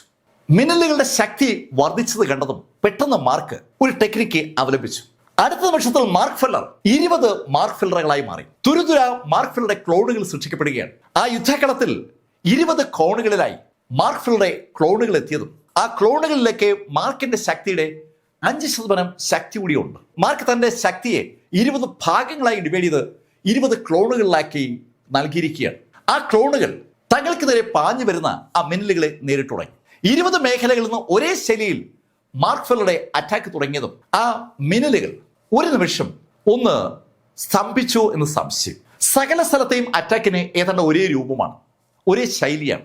അത് ആ മിന്നലുകളെ ഒന്ന് ബാധിച്ചു എന്ന് തോന്നിയ ആ നിമിഷത്തിൽ പെട്ടെന്നാണ് ആ എൻറ്റയർ മേഖലയും പ്രകാശത്തിൽ അങ്ങ് കുളിച്ചത്. ആ പ്രകാശത്തിൽ ആ എൻറ്റയർ മേഖലയും കുളിച്ചതും മാർക്ക് ഫെല്ലർ ഒരു ശബ്ദത്തോടെ താഴെ വീണു. അതേ സമയത്ത് മാർക്കിന്റെ ആ 20 ക്ലോണുകളും താഴെ വീഴുകയാണ്. മാർക്ക് കണ്ണു തുറക്കുമ്പോൾ മാർക്ക് കാണുന്നത് 4 എന്നെഴുതിയ ഒരു വലിയ ലെറ്ററാണ്. മാർക്ക് 3rd ലെവലിൽ നിന്ന് 4th ലെവലിലേക്ക് ടെലിപ്പോർട്ട് ചെയ്യപ്പെട്ടിരിക്കുകയാണ്. മാർക്ക് കണ്ണിങ്ങനെ പതുക്കെ പതുക്കെ തുറക്കുമ്പോൾ ആ 4 ഇങ്ങനെ തെളിഞ്ഞ് കാണുന്നുണ്ട്. ഒരു വല്ലാത്ത മൂടൽ മഞ്ഞാണ് ആ എൻറ്റയർ മേഖലയിലുള്ളത്. മാർക്ക് ഉണ്ടായിരുന്ന 3rd ലെവലിലാണെങ്കിൽ ശക്തമായ പ്രകാശമാണ് ഉണ്ടായിരുന്നത്. ഇപ്പൊ ഇവിടെ 4th ലെവലിൽ മാർക്ക് കാണുന്നത് മൂടൽ മഞ്ഞാണ്. ആ മൂടൽ മഞ്ഞിനകത്തുകൂടി മാർക്ക് ഫെല്ലർ കണ്ണുകൾ പതുക്കെ പതുക്കെ തുറക്കാൻ ശ്രമിക്കുമ്പോൾ മാർക്ക് ഒരു ശബ്ദം കേൾക്കുകയാണ്. മാർക്ക് ആ ശബ്ദം കേട്ടപ്പോൾ തന്നെ ഏറെ കേട്ട് പരിചയമുള്ള ഒരു ശബ്ദം പോലെ മാർക്കിന് തോന്നൽ. മാർക്ക് തന്റെ സകല ശക്തിയും ആ ശബ്ദത്തെ തിരിച്ചറിയാൻ വേണ്ടി കേന്ദ്രീകരിക്കാൻ ശ്രമിക്കുകയാണ്. മാർക്കിനെ എങ്ങോട്ടോ വലിച്ചുകൊണ്ട് പോകും പോലെ മാർക്കിന് തോന്നലുണ്ടായിരുന്നു. അപ്പോഴാണ് മാർക്ക് ആ ശബ്ദം കേട്ടത്, മാർക്ക് എന്ന്. മാർക്ക് ഒന്നുകൂടി കണ്ണുറക്കാൻ ശ്രമിക്കുമ്പോൾ വീണ്ടും ആ ശബ്ദം മാർക്ക് കേൾക്കുകയാണ്. Hey mark! ആ ശബ്ദം കേട്ട ദിക്കിലേക്ക് മാർക്കിന്റെ കണ്ണുകൾ സാവധാനം തിരിയുമ്പോൾ ആ മൂടൽ മഞ്ഞുകൾക്കിടയിലൂടെ ഒരു രൂപം ഒഴുകി മാർക്കിനടുത്തേക്ക് വരുന്നത് അമ്പരപ്പോടെ മാർക്ക് കണ്ടു. ആ രൂപത്തെ കണ്ടതും മാർക്ക് ചാടി പിടിച്ചെണീറ്റു. ചാടി എണീറ്റ മാർക്കിന്റെ മുകളിലേക്ക് ആ രൂപം ഓടി വന്ന് കയറി എന്ന് പറയാം. ശരിക്കും ആ രൂപം ഓടി വന്ന് മാർക്കിനെ കെട്ടിപ്പിടിക്കുകയാണ്. അത് സാക്ഷാൽ എമിലി ബ്ലാക്ക് ആണ്. എമിലി ബ്ലാക്ക് മാർക്കിനെ കെട്ടിപ്പിടിച്ചതും മാർക്കും എമിലി കെട്ടിപ്പിടിച്ചു. എമിലി, നീ ഇവിടെ? അതിന് മറുപടി പറയാതെ മാർക്ക് എന്ന് വിളിച്ചുകൊണ്ട് അവള് എമിലി മാർക്കിന്റെ ചുണ്ടുകളിൽ അവളുടെ ചുണ്ടുകൾ അമർത്തി. ശരിക്കും ഗാഠമായ ഒരു ചുംബനത്തിലേക്ക് ആ സംഭാഷണം അങ്ങ് കടന്നു. മാർക്കിന് എമിലിയോട് ഒരുപാട് കാര്യങ്ങൾ ചോദിക്കണമെന്നുണ്ട്. പക്ഷേ ഒന്നും ചോദിക്കാനുള്ള അവസരം മാർക്കിന് കിട്ടുന്നില്ല. മാർക്കിന്റെ ചുണ്ടുകൾ പൂർണ്ണമായും അവളുടെ ചുണ്ടുകൾക്കകത്ത് പെട്ടിരിക്കുകയാണ്. മാർക്കിനെ ശ്വസിക്കാൻ ബുദ്ധിമുട്ടുന്നത് മനസ്സിലാക്കിയ എമിലി തലയെടുക്കുമ്പോഴാണ് മാർക്കിന് ശരിക്കും ശ്വാസം നേരെ വീണത്. മാർക്ക് എന്തെങ്കിലും ചോദിക്കും മുമ്പ് എമിലിയുടെ അടുത്ത ചോദ്യം എത്തി. മാർക്ക്, നീ എന്നെ വിവാഹം കഴിക്കില്ലേ? തീർച്ചയായും എമിലി, തീർച്ചയായും. അങ്ങനെ മാർക്ക് പറഞ്ഞതും അമ്പരപ്പിക്കുന്ന ഒരു കാര്യം മാർക്കിന് അനുഭവപ്പെടുകയാണ്. എമിലിയുടെ ഡ്രസ്സ് എമിലിയുടെ പുറത്തുനിന്ന് താഴേക്ക് വീഴുകയാണ്. അതേ നിമിഷത്തിൽ മാർക്ക് ഒരു കാര്യം കൂടി അറിഞ്ഞു.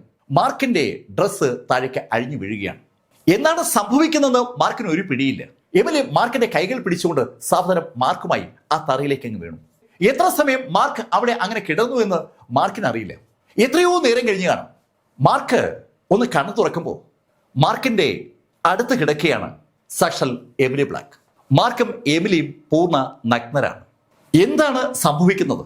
താൻ ഈ കാണുന്നതൊക്കെ യാഥാർത്ഥ്യമാണോ അതോ സ്വപ്നമാണോ? മാർക്കിന് ഒരു പിടിയില്ല. മാർക്ക് എമിലി നോക്കുമ്പോൾ എമിലി പുഞ്ചിരിച്ചുകൊണ്ട് കൈയൊന്ന് അനക്കിയതും മാർക്കിന്റെയും എമിലിയുടെയും ബോഡിയിലേക്ക് ആ ഡ്രസ്സുകൾ ഓട്ടോമാറ്റിക്കായിട്ട് വന്നു വീണു. മാർക്കിന് ഒരു പിടിയും കിട്ടുന്നില്ല. എന്തൊക്കെയാണ് സംഭവിക്കുന്നത്? മാർക്ക് അമ്പരപ്പോടെ എമിലി നോക്കുമ്പോൾ എമിലി മാർക്കിന്റെ മുഖത്തുനിന്ന് തടവി. ആ നിമിഷത്തിൽ മാർക്കിന്റെ കണ്ണുകളങ്ങ് അടഞ്ഞു. മാർക്ക് അറിയാതെ അങ്ങ് ഉറങ്ങിപ്പോവുകയാണ്. മാർക്ക് സുഖനിദ്രയിലേക്ക് കടന്നതും എമിലി ബ്ലാക്ക് കൈകൾ ഒന്നുകൂടി അനക്കിയതും എമിലിക്കും മാർക്കിനും ചുറ്റുമുണ്ടായിരുന്ന ആ മഞ്ഞ് പതുക്കെ അങ്ങ് മാറി. ആ മഞ്ഞ് മാറിയ സ്ഥലത്തേക്ക് തന്നെ അമ്പരപ്പോടെ നോക്കി നിൽക്കുകയാണ് ലോർഡ് ആലിസ്റ്റർ. ലോർഡ് ആലിസ്റ്ററുടെ തൊട്ടടുത്ത് സഷൽ ഓൾഡ് മാസ്റ്റർ കാങ് ഉണ്ട്. കാങ്ങിന്റെ അടുത്ത് ശ്രീറാമും അതുപോലെ ശ്രീഹരിയും ഉണ്ട്. അവർക്കൊപ്പം സഷൽ ഫാറ്റി സീതുവുമുണ്ട്. മാർക്കിന്റെ അരികിൽ എമിലിയെ കണ്ടതും ആലിസ്റ്റർ പെട്ടെന്ന് അവരുടെ വാള് വലിച്ചൂരിയ ആലിസ്റ്ററെ ഒന്ന് നോക്കിയിട്ട് ചിരിച്ചുകൊണ്ട് എമിലി ആലിസ്റ്ററോട് പറഞ്ഞു, ഏയ്, ഞാൻ മാർക്ക് ഫെല്ലറെ നിങ്ങളെ ഏൽപ്പിക്കുകയാണ്. മാർക്കിനെ സൂക്ഷിച്ചോളാം. പിന്നെ നിങ്ങൾ എല്ലാവരുമായിട്ട് ഫൈറ്റ് ചെയ്യാൻ ഇനിയും ഞാനൊരു അവസരം ഉണ്ടാക്കാം. അങ്ങനെ പറഞ്ഞിട്ട് എമിലി ബ്ലാക്ക് പെട്ടെന്നാണ് അവിടെ നിന്ന് അപ്രത്യക്ഷമായത്. എമിലി ബ്ലാക്ക് ശുദ്ധ ശൂന്യതയിലേക്ക് അങ്ങ് ലയിച്ചു ചേർന്നപ്പോൾ ശ്രീറാം അറിയാതെ പറഞ്ഞു പോവുകയാണ്, ഹെവലി സിന്നായി വന്നത് എമിലി ആയിരുന്നു. അതിന് മറുപടി പറഞ്ഞത് ശ്രീഹരിയാണ്. ഏയ്, അതങ്ങനെയല്ല. ഹെവൻലി സിൻ അവർക്കെതിരെ ഏറ്റവും പാപം ചെയ്ത ആളിനെയാണല്ലോ നോട്ടമിടുക. എനിക്ക് നേരത്തെ തോന്നിയിരുന്നു നമ്മളെ ആരെയുമല്ല ഹെവൻലി സിൻ നോട്ടമിടുന്നതെന്ന്. അന്നത്തെ ആ അറ്റാക്കിൽ ശരിക്കും ഗാർഡിയൻസിനൊപ്പം ചേർന്ന് എമോർട്ടൽ എംബറേഴ്സിനെ പരാജയപ്പെടുത്തിയത് സാക്ഷാൽ ബ്ലാക്ക് കുടുംബത്തിന്റെ എമോർട്ടൽ ചക്രവർത്തി ടിയാൻമെൻ ബ്ലാക്ക് ആണ്. ആ ടിയാൻമെൻ ബ്ലാക്കിന്റെ രക്തം അതുപോലെ ഇപ്പോൾ ഉള്ളത് എമിലി ബ്ലാക്കിലാണ്. അതുകൊണ്ടാണ് എമിലിയെ ലക്ഷ്യമാക്കി ഹെവൻലി സിൻ ഇവിടെ എത്തിയത്. ശ്രീഹരിയുടെ ആ എക്സ്പ്ലനേഷൻ കുറെ കൂടി യുക്തിഭദ്രമാണ്. ശരിക്കും ഈ നിമിഷത്തിൽ ആലിസ്റ്ററും ഓൾഡ് മാസ്റ്റർ കാങ്ങും സീതു ഒക്കെ സ്തംഭിച്ച് അങ്ങനെ നിൽക്കുകയാണ്. അവർക്ക് എന്താണ് സംഭവിച്ചതെന്ന് ഒരു പിടിയില്ല. ആ സ്തംഭനാവസ്ഥയ്ക്ക് മാറ്റം വരുത്തിക്കൊണ്ട് അവരോട് വീണ്ടും ശ്രീഹരി സംസാരിച്ചു തുടങ്ങി. ഹേയ് സീതു, നിങ്ങളുടെ ആ മാന്ത്രിക ആർട്ടിഫാക്റ്റ് നമ്മുടെ ജീവൻ രക്ഷിച്ചിരിക്കുകയാണ്. സീതു ശ്രീഹരിക്ക് കൊടുത്ത ആ മാന്ത്രിക ആർട്ടിഫാക്റ്റ് ആക്ടിവേറ്റ് ചെയ്ത ശ്രീഹരി ശരിക്കും അയാളുടെ മരണം നടന്നു ഒരു തെറ്റിദ്ധാരണ ഉണ്ടാക്കിയതാണ്. അയാൾ ഉണ്ടാക്കിയെടുത്ത സ്പേസിനുള്ളിലാണ് ബാക്കി എല്ലാവരും ഉണ്ടായിരുന്നത്. ആ സ്പേസിനുള്ളിൽ ഉണ്ടായിരുന്ന ക്യാങ്ങും സീതുവും ആലിസ്റ്ററും ശ്രീറാമും ശ്രീഹരിക്കൊപ്പം രക്ഷപ്പെട്ടു എന്നുള്ളതാണ് സത്യം. ശരിക്കും ആ സ്പേസിന്റെ പുറത്ത് രക്ഷപ്പെട്ടത് ഒരേ ഒരാളാണ്, അത് മാർക്ക് ഫെല്ലർ. ശ്രീഹരി പറഞ്ഞത് കേട്ടതും സീതു പറഞ്ഞു, ശരിക്കും ഈ മാർക്കാണ് നമ്മളെല്ലാവരെയും രക്ഷിച്ചത്. മാർക്കിന്റെ ബോഡിയിലെ ആ 4 സ്റ്റാർ അതാണ് നമ്മളെ രക്ഷിച്ചത്. മാർക്കിന്റെ ഫൈറ്റിംഗ് എബിലിറ്റി അത് നമ്മളെ ഇവിടെ എത്തിക്കുകയായിരുന്നു. സീതു പറയുന്നത് വാസ്തവമാണെന്ന് എല്ലാവർക്കും അറിയാം. ആ നിമിഷത്തിൽ മാർക്ക് ഫെല്ലറെ നോക്കിയിട്ട് ശ്രീറാം ശ്രീഹരിയോടായി പറഞ്ഞു, നമ്മൾ വീണ്ടും മാർക്കിനെ കണ്ടു. അങ്ങനെ പറഞ്ഞിട്ട് ശ്രീറാം തിരിഞ്ഞ് ആലിസ്റ്ററോട് പറഞ്ഞു, ലോർഡ് ആലിസ്റ്റർ, എമിലി മാർക്കിനെ നോക്കാൻ നിങ്ങളെയാണ് ഏൽപ്പിച്ചത്. അങ്ങനെ തീരുമാനിക്കാൻ അവൾക്ക് എന്തെങ്കിലും കാരണമുണ്ടാവും. നിങ്ങൾ മാർക്കിനെ കാര്യമായി നോക്കിക്കൊള്ളണേ. അങ്ങനെ ശ്രീറാം പറഞ്ഞിട്ട് ശ്രീഹരിയോട് ചോദിച്ചു, ഏയ് ശ്രീഹരി, നീ എന്നോടൊപ്പം വരുന്നുണ്ടോ? ഏയ് ശ്രീറാം, ഞാൻ വരുന്നില്ല. ഞാൻ സത്യത്തിൽ എല്ലാം മറന്നതായിരുന്നു. ഇപ്പൊ എനിക്ക് എല്ലാ കാര്യങ്ങളും പഴയതുപോലെ ഓർമ്മയുണ്ട്. ഗോസ്റ്റ് വേൾഡിൽ വെച്ച് എൻ്റെ ഓർമ്മകൾ പൂർണ്ണമായും നഷ്ടമായതാണ്. അത് മുഴുവൻ ഇപ്പോൾ എനിക്ക് തിരികെ കിട്ടിയിരിക്കുകയാണ്.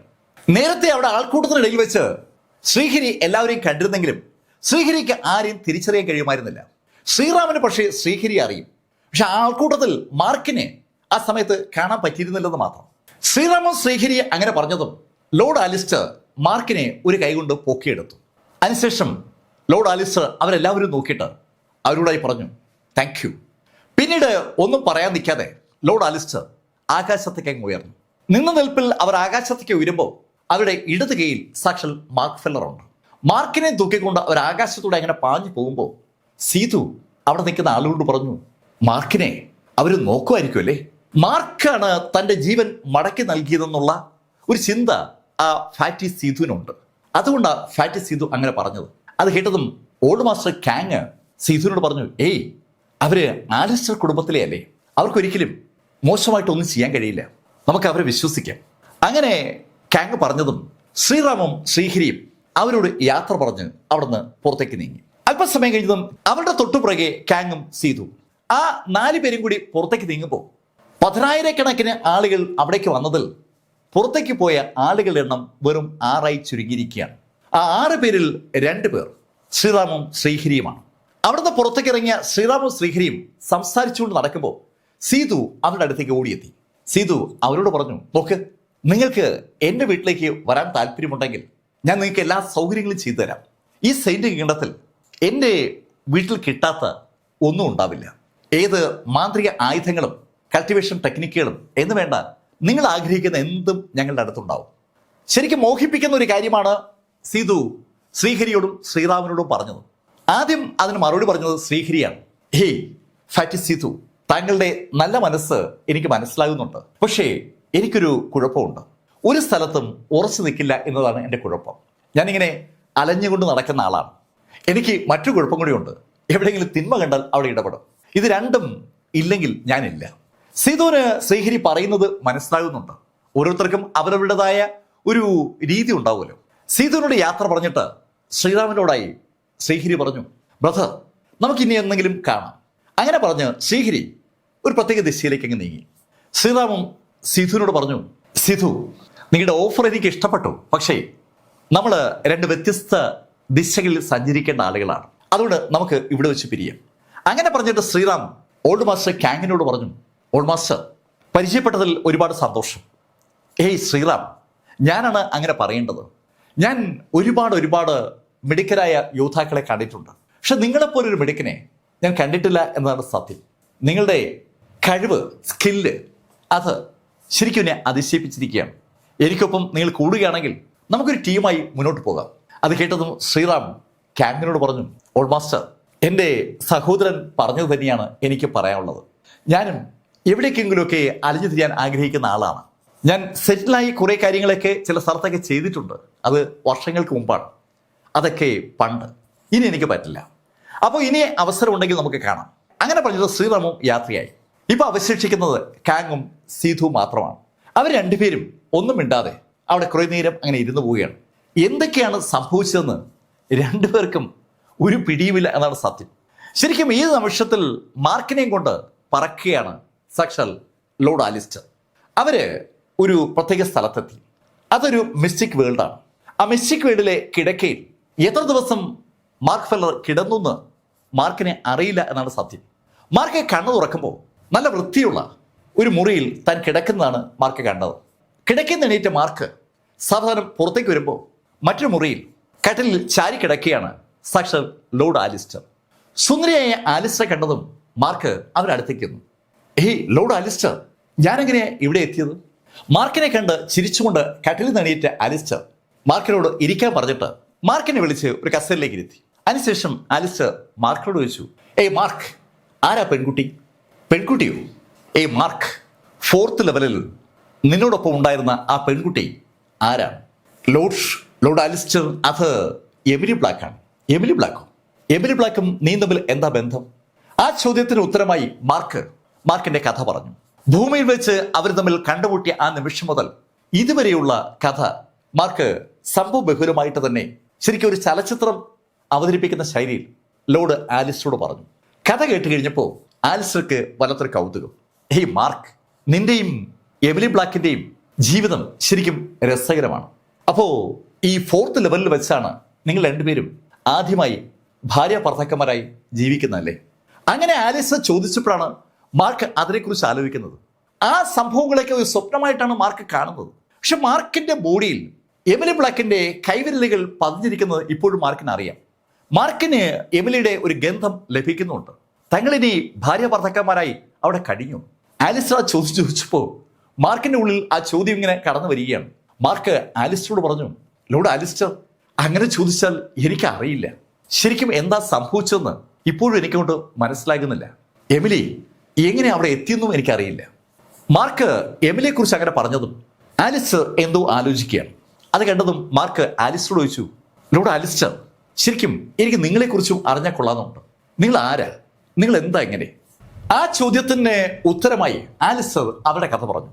മാർക്ക്, ഈ സെയിന്റ് കിങ്ഡങ്ങളിൽ ഏറ്റവും ദൈവാധീനമുള്ള കുടുംബം ഏതെന്ന് ചോദിച്ചാൽ അത് ആലിസ്റ്റർ കുടുംബം എന്നാണ് എല്ലാവരും പറയുക. ആലിസ്റ്റർ കുടുംബത്തിൽ ജനിച്ചു വീഴുന്ന എല്ലാവരും ശരിക്കും ശക്തരാണ്. അവര് മറ്റുള്ള എല്ലാവരെയും മാർഷൽ ആർട്സിൽ ഒരുപാട് ദൂരം പിന്തള്ളും. ഞങ്ങളുടെ പവറിനൊപ്പം എത്താൻ ആർക്കും പറ്റാറില്ല. പക്ഷെ മാർക്ക്, ഞങ്ങളുടെ മുകളിൽ ഒരു ശാപം വീണിട്ടുണ്ട്. ഞങ്ങൾക്ക് ഈ ഡാവോ ലെവലിൽ പീക്ക് ലെവൽ വരെ എത്താനേ പറ്റൂ. സെയിന്റിന്റെ പവറിനെ ബ്രേക്ക് ചെയ്ത് ഗോഡ് ലെവലിലേക്കോ ഇമോർട്ടൽ ചക്രവർത്തി ലെവലിലേക്കോ കടക്കണമെന്ന് ഞങ്ങളിൽ എല്ലാവർക്കും ആഗ്രഹമുണ്ട്. പക്ഷേ എന്തുകൊണ്ടോ ഞങ്ങൾക്കത് കഴിയാറില്ല. അതിവേഗം സെയിന്റ് ലെവലിലേക്ക് എത്തുന്ന ആളുകളാണ് ഈ ആലിസ്റ്റർ കുടുംബത്തിലെ ആളുകളൊക്കെ. പക്ഷെ അവിടെ വെച്ച് അവരുടെ ആ കൾട്ടിവേഷൻ അവസാനിക്കുകയാണ്. അത് ബ്രേക്ക് ചെയ്യാൻ അവർക്ക് പറ്റുന്നില്ല. അങ്ങനെ ആലിസ്റ്റർ പറഞ്ഞിട്ട് മാർക്കിനോട് പറഞ്ഞു, മാർക്ക്, നമുക്ക് ഒന്ന് ഫൈറ്റ് ചെയ്താലോ? ഇപ്പോഴോ? അതെ, ഇപ്പം. അങ്ങനെ പറഞ്ഞ ആലിസ്റ്റർ മാർക്കിനെയും കൊണ്ട് പുറത്തേക്ക് ഇറങ്ങിയിട്ട് ഒരു സ്പേസ് സൃഷ്ടിച്ചു. അവരെ കൈ ഒന്ന് പ്രത്യേക രീതിയിൽ അനക്കുമ്പോൾ തന്നെ അവിടെ ഒരു പ്രത്യേക സ്പേസ് ഉണ്ടായി വരികയാണ്. ശരിക്കും ഒരു മിസ്റ്റിക് വേൾഡ് തന്നെ അവർ സൃഷ്ടിക്കുന്നതാണ്. ആ മിസ്റ്റിക് വേൾഡിനകത്തേക്ക് പെട്ടെന്ന് അവർ മാർക്കിനെ വലിച്ചു കയറ്റി. മാർക്ക്, നമുക്ക് ഫിസിക്കൽ ബോഡി ഉപയോഗിച്ച് ഒന്ന് അറ്റാക്ക് ചെയ്യാം. അങ്ങനെ പറഞ്ഞ അവർ പെട്ടെന്ന് മാർക്കിന് ഒറ്റ ഇടി. തികച്ചും അപ്രതീക്ഷിതമായിട്ട് മാർക്കിന് ഇടി കിട്ടിയതും മാർക്ക് തിരിച്ചിടിച്ചു. രണ്ടുപേരും തമ്മിലുള്ള ആ ഫൈറ്റ് ഏകദേശം 3 ദിവസം നീണ്ടു നിന്നതാണ്.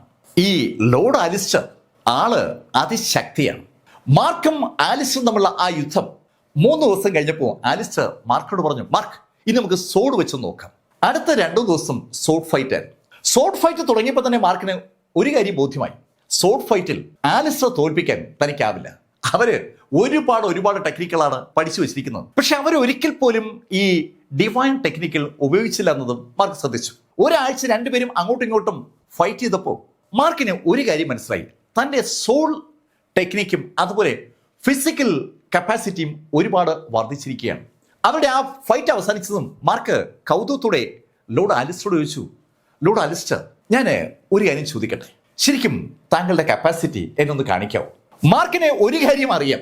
മാർക്കുമായി ഫൈറ്റ് ചെയ്യുന്ന സമയത്ത് ആ ലോർഡ് ആലിസ്റ്റർ അവരുടെ കപ്പാസിറ്റി ചെറുതാക്കി വെച്ച് മാർക്കുമായി ഫൈറ്റ് ചെയ്യായിരുന്നു. മാർക്കിന്റെ ലെവലിലോട്ട് ഇറങ്ങി നിന്ന് അവർ ഫൈറ്റ് ചെയ്യായിരുന്നു. അവർ പീക്ക് ലെവൽ സെയിന്റ് ആണ്. ആ യാഥാർത്ഥ്യം മാർക്ക് ഇപ്പോൾ മനസ്സിലാക്കുന്നുണ്ട്. പീക്ക് ലെവൽ സെയിന്റിന്റെ കപ്പാസിറ്റി എന്താണെന്ന് അറിയാൻ വേണ്ടി കൂടിയാണ് മാർക്ക് ആ ചോദ്യം ചോദിച്ചത്. അത് കേട്ടതും ലോർഡ് അലിസ്റ്റർ ചിരിച്ചുകൊണ്ട് മാർക്കിനെ ഒരു പ്രത്യേക റൂമിലേക്ക് കൊണ്ടുവന്നു. ശരിക്കും ഒരുപാട് ലെയറുകളുള്ള ഒരു മിസ്റ്റിക് വേൾഡിലേക്കാണ് മാർക്ക് എത്തിയത്. അവിടെ എത്തിയ മാർക്കിനോടായി ആലിസ്റ്റർ പറഞ്ഞു, എൻ്റെ പേര് റിയ എന്നാണ്, റിയ ആലിസ്റ്റർ. ഇനി എന്നെ റിയ എന്ന് വിളിച്ചാൽ മതി. മാർക്ക്, ഞാൻ എൻ്റെ കപ്പാസിറ്റി മാർക്കിനെ കാണിക്കാം. ശരിക്കും മാർക്കിനെ അമ്പരപ്പിച്ചുകൊണ്ട് അവര് ചില കൈ ആക്ഷൻസ് കാണിച്ചപ്പോൾ മാർക്ക് ഞെട്ടിപ്പോവുകയാണ്. മാർക്കിന്റെ മുന്നിൽ ഒരു പുതിയ വേൾഡ് ഉണ്ടാക്കിയിട്ട് ആ വേൾഡിലുള്ള ഓരോ കാര്യങ്ങളെയും അവര് തച്ചുടച്ച് മാർക്കിനെ കാണിക്കുകയാണ്. ആ ശൈലിയിൽ അവർ വിരലൊന്നും മാർക്കിന് നേരെ ചൂണ്ടിരുന്നെങ്കിൽ മാർക്ക് തവിട് പൊടിയാനെ, കരിഞ്ഞു പോയിനെ, പൊടിഞ്ഞു പോയിനെ. അത്ര പവർഫുൾ ആണ് അവരുടെ വിരലുകളിലൂടെ പുറത്തേക്ക് വരുന്ന ഊർജം. അവരുടെ ആ കപ്പാസിറ്റി അമ്പരിപ്പിക്കുന്നതാണ്. എന്നാലും അടുത്ത 2 ദിവസം മാർക്ക് അവരുടെ ആ ഫുൾ പവർ കാണുകയാണ്. 3-ാമത്തെ ദിവസം ആലിസ്റ്റർ മാർക്കിനോട് പറഞ്ഞു, മാർക്ക്, എനിക്ക് ഒരു മെസ്സേജ് വന്നിട്ടുണ്ട്, അടിയന്തരമായി എനിക്ക് പോകണം. ഇനി മാർക്കിന്റെ പരിപാടി എന്താണ്? ലോർഡ് അലിസ്റ്റർ, ഞാൻ ആ ലിങ്ക് സിറ്റിയിലേക്ക് തന്നെ ഒന്ന് മടങ്ങുകയാണ്. എനിക്ക് ചില കാര്യങ്ങൾ അവിടെ പോയി അന്വേഷിക്കാനുണ്ട്. മാർക്ക്, ഈ സെയിന്റ് കിങ്ഡത്തിൽ ആലിസ്റ്റർ കുടുംബത്തെക്കുറിച്ച് അറിയാൻ താല്പര്യമുണ്ടെങ്കിൽ ആരോട് ചോദിച്ചാലും എന്നെ കണ്ടുപിടിക്കാനുള്ള മാർഗം പറഞ്ഞു തരും. മാർക്ക്, നിനക്കൊരു ആവശ്യമുണ്ടെന്ന് തോന്നിയാൽ നീ ഉറപ്പായും എന്നെ കോൺടാക്ട് ചെയ്യണം. അങ്ങനെ പറഞ്ഞിട്ട് ലോർഡ് അലിസ്റ്റർ അവിടെ നിന്ന് പിരിയുകയും ചെയ്തു. മാർക്ക് അവിടെ നിന്ന് നേരെ എത്തിയത് ലിങ്ക് സിറ്റിയിലാണ്. ലിങ്ക് സിറ്റിയിലെ ആ വിശാലമായ തെരുവിലേക്ക് വരുമ്പോൾ ഇഷ്ടംപോലെ ആളുകളുണ്ട്. വീണ്ടും അവിടെ ട്രേഡിംഗ് ഒക്കെ വളരെ സുഖമായി നടക്കുകയാണ്. മാർക്ക് അവിടെ നിന്ന് പോയിട്ട് ഏകദേശം 1 മാസം ആകാറായെന്ന് തോന്നുന്നു. മാർക്ക് അവിടെ ആ തെരുവിലൂടെ നടക്കുമ്പോൾ പെട്ടെന്നൊരു വിളി, മാർക്ക് ഒന്ന് നിന്നേ. ശബ്ദം കേട്ട് തിരിഞ്ഞ മാർക്ക് കാണുന്നത് സാക്ഷാൽ വാങ്ങിനെയാണ്. ആ ആൾക്കൂട്ടത്തിനിടയിൽ മാർക്കിനെ അവൻ വേഗം തിരിച്ചറിഞ്ഞിരിക്കുകയാണ്. ഹേയ് വാങ്, നീ എങ്ങനെയാ എന്നെ തിരിച്ചറിഞ്ഞ? മാർക്ക്, അകത്തേക്ക് പോയ ആളുകളിൽ 6 പേരിലെ തിരിച്ചു വന്നുള്ളൂ. ആ 6 പേരെയും ഞാൻ അറിയണ്ടേ? വാങ്, നിന്നെ കണ്ടതെന്നാൽ നന്നായി. എനിക്ക് ആ ഓൾഡ് മാസ്റ്ററെ കാണണം. മാർക്ക്, ഓൾഡ് മാസ്റ്റർ നിന്നെ കാണാൻ വേണ്ടി കാത്തിരിക്കുകയാണ്. അങ്ങനെ പറഞ്ഞ വാങ് മാർക്കിനെയും കൊണ്ട് ഓൾഡ് മാസ്റ്ററെ അടുത്തെത്തി. ഓൾഡ് മാസ്റ്ററുടെ വീടിന്റെ വാതിലിൽ താൻ എത്തിയെന്ന് ഒരു സിഗ്നൽ വഴി അറിയിച്ചതും അകത്തുനിന്ന് ഒരു ശബ്ദം കേട്ടു. വാങ്, നീ പൊയ്ക്കോ, മാർക്കിനെ മാത്രം അകത്തേക്ക് വിടും. അകത്തേക്ക് വാങ് വരണ്ട എന്നാണ് അകത്തുള്ള ഓൾഡ് മാസ്റ്ററുടെ കൽപ്പന. അത് കേട്ടപ്പോൾ വാങ്ങിന് ശരിക്കും ദേഷ്യം വന്നു. പക്ഷെ ആ ദേഷ്യം ഒന്ന് ശമിച്ചപ്പോൾ വാങ് മാർക്കിനോട് പറഞ്ഞു, മാർക്ക്, 3 ദിവസം കഴിഞ്ഞ് നീ അവിടെ മാർക്കറ്റിലേക്ക് വന്ന് എന്നെ ഒന്ന് കാണണം. എനിക്ക് നിന്നോടൊരു കാര്യം പറയാനുണ്ട്. എന്തോ ഒരു രഹസ്യം വാങ് കണ്ടുപിടിച്ചിട്ടുണ്ട്, അത് ഉറപ്പാണ്. എന്തായാലും മാർക്ക് അതേക്കുറിച്ച് ആലോചിച്ചുകൊണ്ട് തന്നെ അകത്തേക്ക് കടന്നു. മാർക്കിനെ കണ്ടതും കാങ് ഓടി വന്ന് മാർക്കിനെ കെട്ടിപ്പിടിച്ചു. മാർക്കിനെ കാങ് അവസാനമായി കാണുമ്പോൾ മാർക്ക് ബോധമില്ലാതെ കിടക്കുകയാണ്. ഇതാ മാർക്ക് ജീവനോട് തിരിച്ചു വന്നിരിക്കുന്നു. മാർക്ക്, ശരിക്കും നീ എന്നെ ഒരുപാട് അതിശയപ്പെടുത്തിയിരിക്കുകയാണ്. ശരിക്കും നീ ഇല്ലായിരുന്നെങ്കിൽ നമ്മൾ ആരും തന്നെ തിരിച്ചു വരില്ലായിരുന്നു. മാസ്റ്റർ, അങ്ങനെയൊന്നും പറയാതെ, അന്ന് എങ്ങനെയൊക്കെയോ അങ്ങനെയൊക്കെ സംഭവിച്ചു. മാർക്ക്, ഞാൻ നിന്നെ വിളിപ്പിച്ചത് ഒരു കാര്യം നിന്നോട് സൂചിപ്പിക്കാനാണ്.